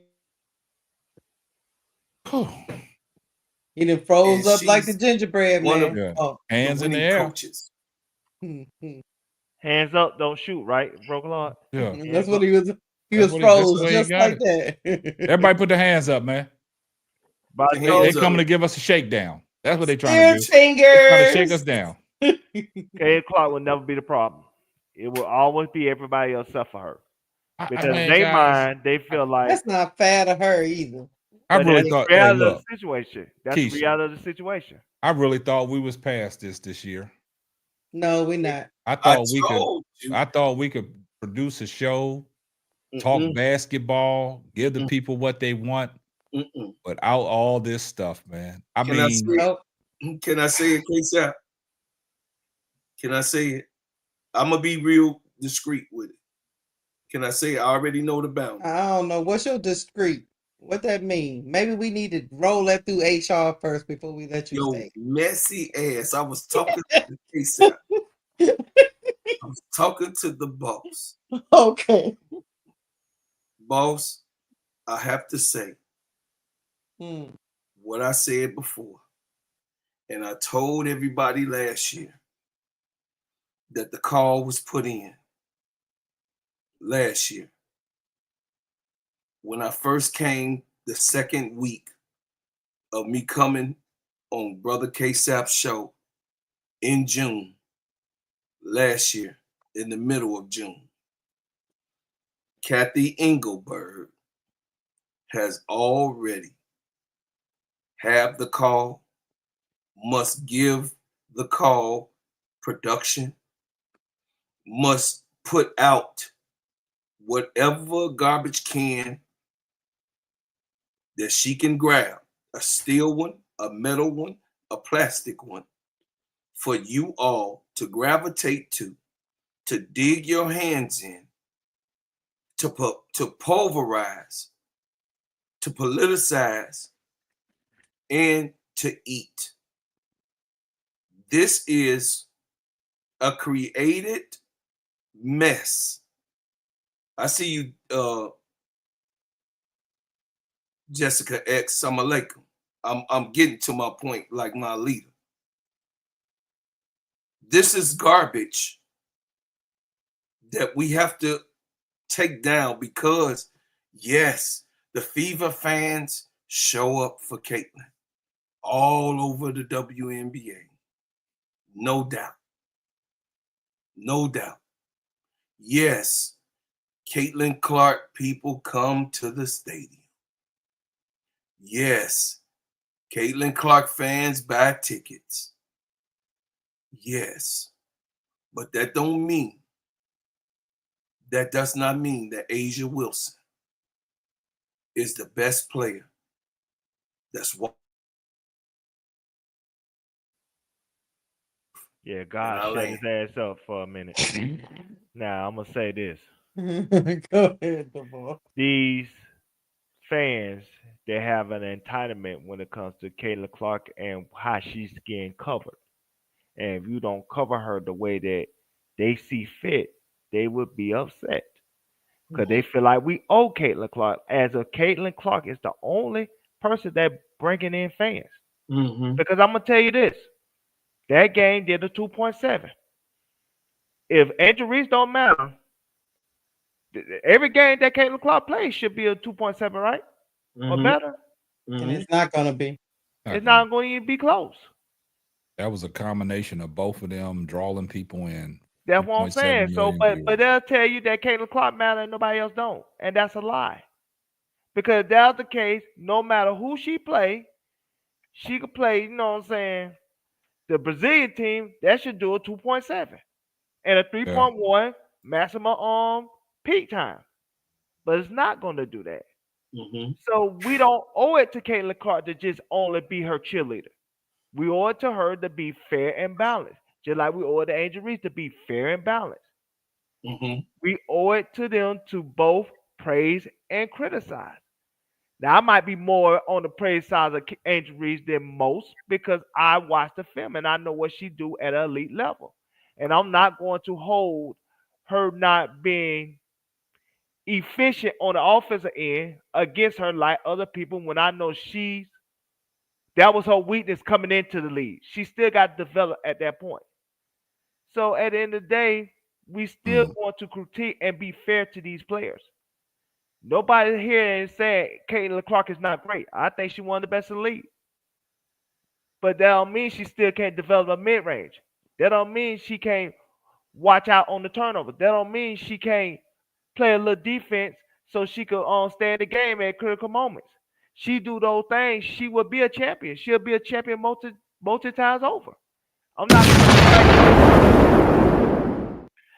not gonna be like these other Caitlin Clark YouTube channels that already saying she's the GOAT. How? As if Sheriff Swoops don't exist. As if Don Tarase ain't never exist. As if Cynthia Cooper ain't never exist. As if Cynthia didn't even play a ball. Maya Moore. As if And money. all these other all-time great haven't exist. Yes, Caitlin Clark is breaking records, but what people not realizing, and what people, this is when people getting into the trick bag. Whew. Caitlin Clark's style of play makes her numbers more inflated than what it is. Because she's what she is. She's the Steve Nash of the NBA in 2004. When they play that style of play, everybody was playing that traditional back to the basket play at that time. It took a few years for people to catch up to it, and then it been variations of that same style of play from Steve Nash, from the Miami Heat with LeBron to the San Antonio Spurs. And then once the Warriors took that same style of play and made their variations to it, now we got the same style of play to this very day, and not everybody plays that way. So right now, CC's game is ahead of the curve compared to everybody else, because everybody else is used to playing a certain style of play when it comes to the WNBA, because it was a big man's league until last year.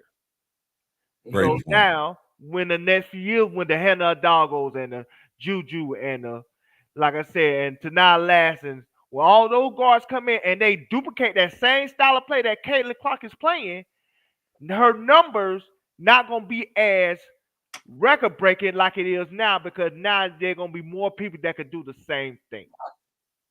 Great point. I got something to say before we get up out of here. Yeah. Can somebody go to Mexico and get the other CC?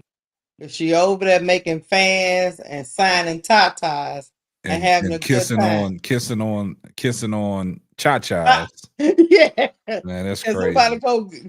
somebody go over there And bring her tell on them, back to the state. She and needs telling them to come burrito bowls stateside. ain't no good over there before she get stuck over there, because she look like she having her a good time over there.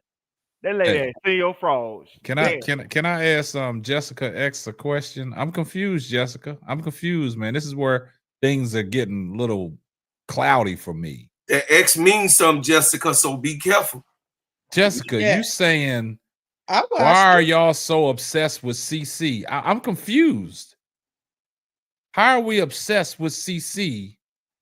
I don't know how long you've been in the chat. She knew But him. we talked about CC, her defense, and all her deficiencies and inefficiencies. Because it was the Did you topic hear- of the day. Did you hear the caller call in and see and try to just fucking belittle us? And you saying we're obsessed with? I'm confused, man. Y'all, I don't know. I'm confused, man. Jessica, clear you. I don't Give know me a what these better people talking about. understanding on what you're trying to say. Jessica X, call Call in. in. You see what the number is, because I would like to talk to you, sister.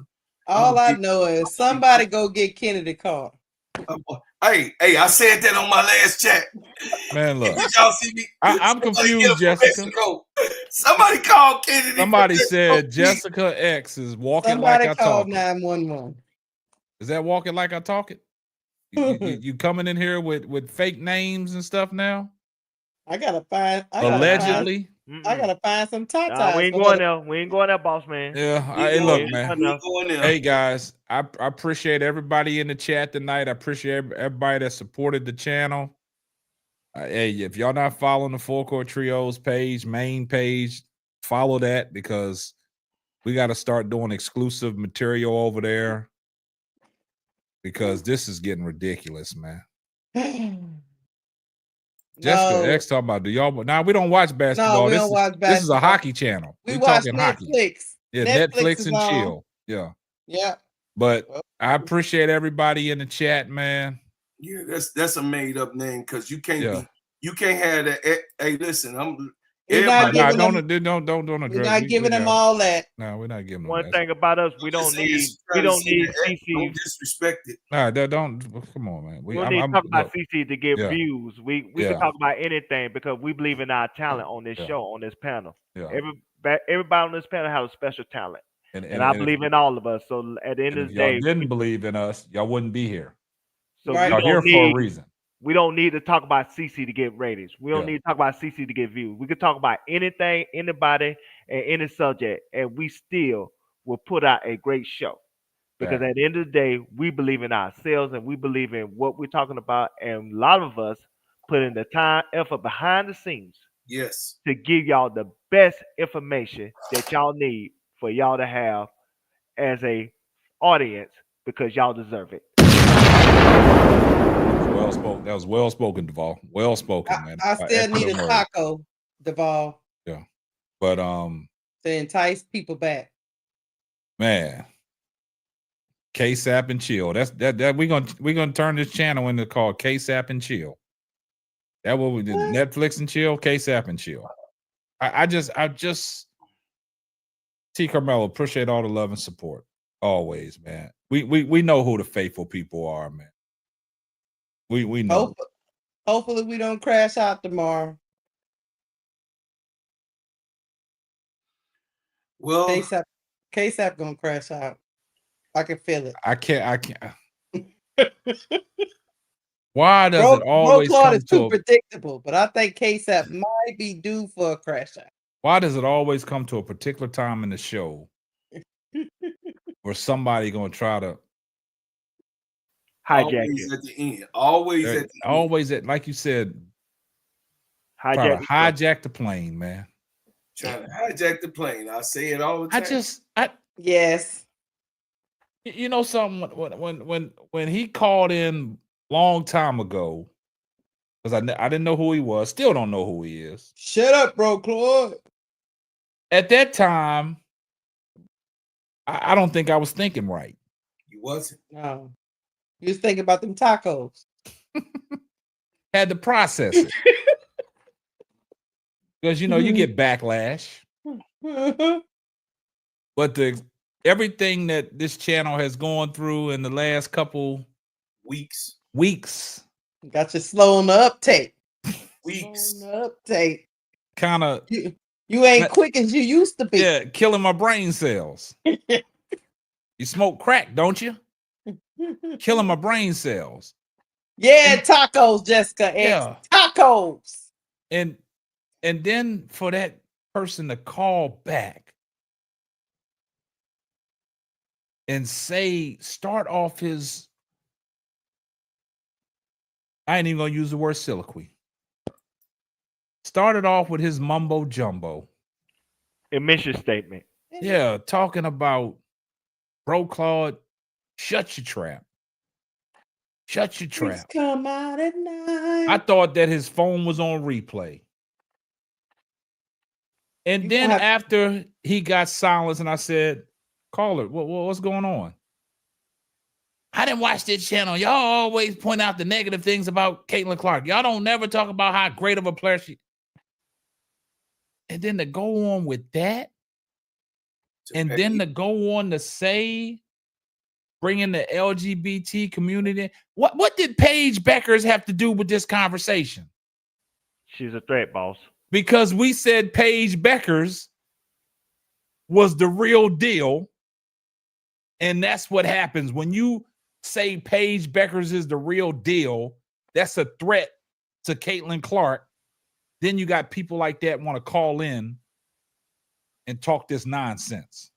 It's not about Caitlin Clark, the basketball player. It's about Paige Becker being more likable as a person. All those WNBA. But listen, what I'm saying is to talk about Paige Beckers as a basketball player, and then you bring in her sexuality. What that got to do with basketball?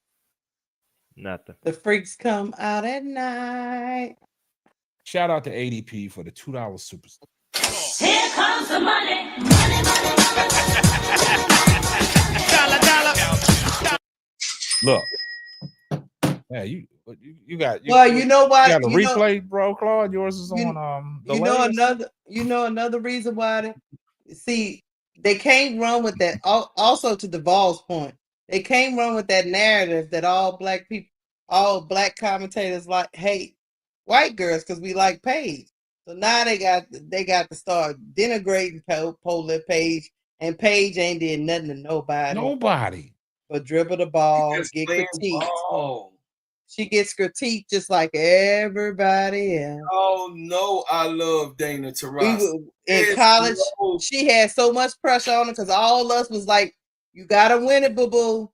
You gotta win it." Ain't that what we were saying, bro? Claude, throughout when we was like, "Look, Paige, I don't know, it's looking kind of funny down the stretch here. You gotta win it." Everybody in the chat last year when I said I hope Dana Taurasi play at least one more year so that she could get the money that she deserved. Everybody killed me last year. The reason why she got out of there because Sophie was going to Pound Town. No. She put out a statement and said it's all false. Well, allegedly. I've always said when I did the show, I said allegedly. This is allegedly, right? Allegedly. But then I look at everything that happened. It was too many moving pieces in Phoenix. It makes you wonder, like, what's really going on. But we're gonna leave that alone, man. Appreciate everybody that's in the chat. Appreciate you, Lady J, as always. Appreciate you, Tiffany and Company, JT Money, Andre. I see everybody in the chat. I acknowledge everybody in the chat. Hey, love you guys. Hold on before you click out, KSAP. I'm gonna start a GoFundMe for them tacos. Go ahead, close it out, KSAP. Yeah, but we appreciate everybody. I gotta get my girl back. Yeah, we appreciate everybody in the chat, man. And good show, brother. I think the Players Club or the what's the name of y'all's show? You know what the name of our thing is. You know what? Over there at the Trap House or something. I don't know. Magic City will be up and running tomorrow. Yeah, y'all go over there. Look. Magic City online, allegedly. I'll be at the door. Y'all go over there to the whole house. And y'all have a good time with the people at the whole house. The ball will be in the back. You know, the ball be scared sometimes. So you know what I mean? You got the butt naked strippers in there serving drinks tomorrow for free. So if y'all want to come in early, bring your wings and bring your drinks. Hey, I got BYOB at the Players Club. What's it called? You better not bring your own. You better go to the bar. Over at the club, the clubhouse. I got pepper spray like Charleston White. Hey, believe me. Chronicles of WBB TV says she'll be at the whole house.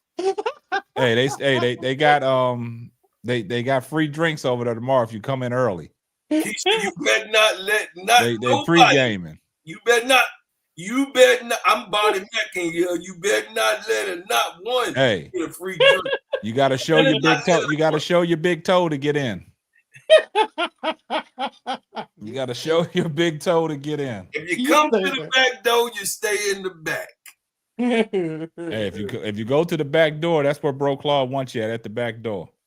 Just as long as y'all know the GoFundMe is being launched because I think we're gonna need about half seat. Man. Moving on. Moving on. Hey, once again, shout out to Lakeisha from Cut the Ish. I'm sorry, I ain't mean to call you Lakeisha.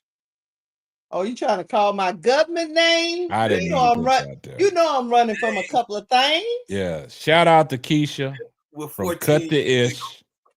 Real Talk Sports. Shout out to Claude Lanier from Steady Serv'n ENT. Government names. Oh God! Shout out to Jacksonville's own Duvall. I'm a man without a country. The slave man without a country. A man, a man without a face. You need to put your baby face on the screen. Hey, man without a country. A man without a face. But my voice is never a mystery. There you go. And shout out to all you that was in the chat that kept it positive and understood where we was coming from. But those that don't like what we say, we don't care. We don't care. So eat her until you hiccup. Okay? Okay. We're not Caitlin Clark PR channel. Thank you, Kurt Blanco. We're a basketball channel. We're not a PR firm. I'm sorry. Go tell your mama what we said. We don't care. If you want to put your hospital gown on and get your back out and show your back, I know where y'all can go. We on the D block, ADP. We on the D block, ADP. You was asking for the Don't tell your mama, your dad, or your cousins that them mean people online don't care. I just don't understand it, man. I can't. That right there, it's always something there to throw a curveball, man. Good night, chat. Get on out of here, K7. Yeah, Marcus Harold. Now you want to watch the players. If you go over to the Players Club, you won't be disappointed. And Duvall, because you all are such great people. Hold up, bro, Claude. Marcus Harrell wants to give y'all a personal shout out. You see what he says? He says, now I want to watch the Players Club. It be Thanks, popping Mark. over there, Marcus Harrell. It be popping. So Come on. look, check this out. Hmm. I'm going to hit y'all with this. God bless. Good night.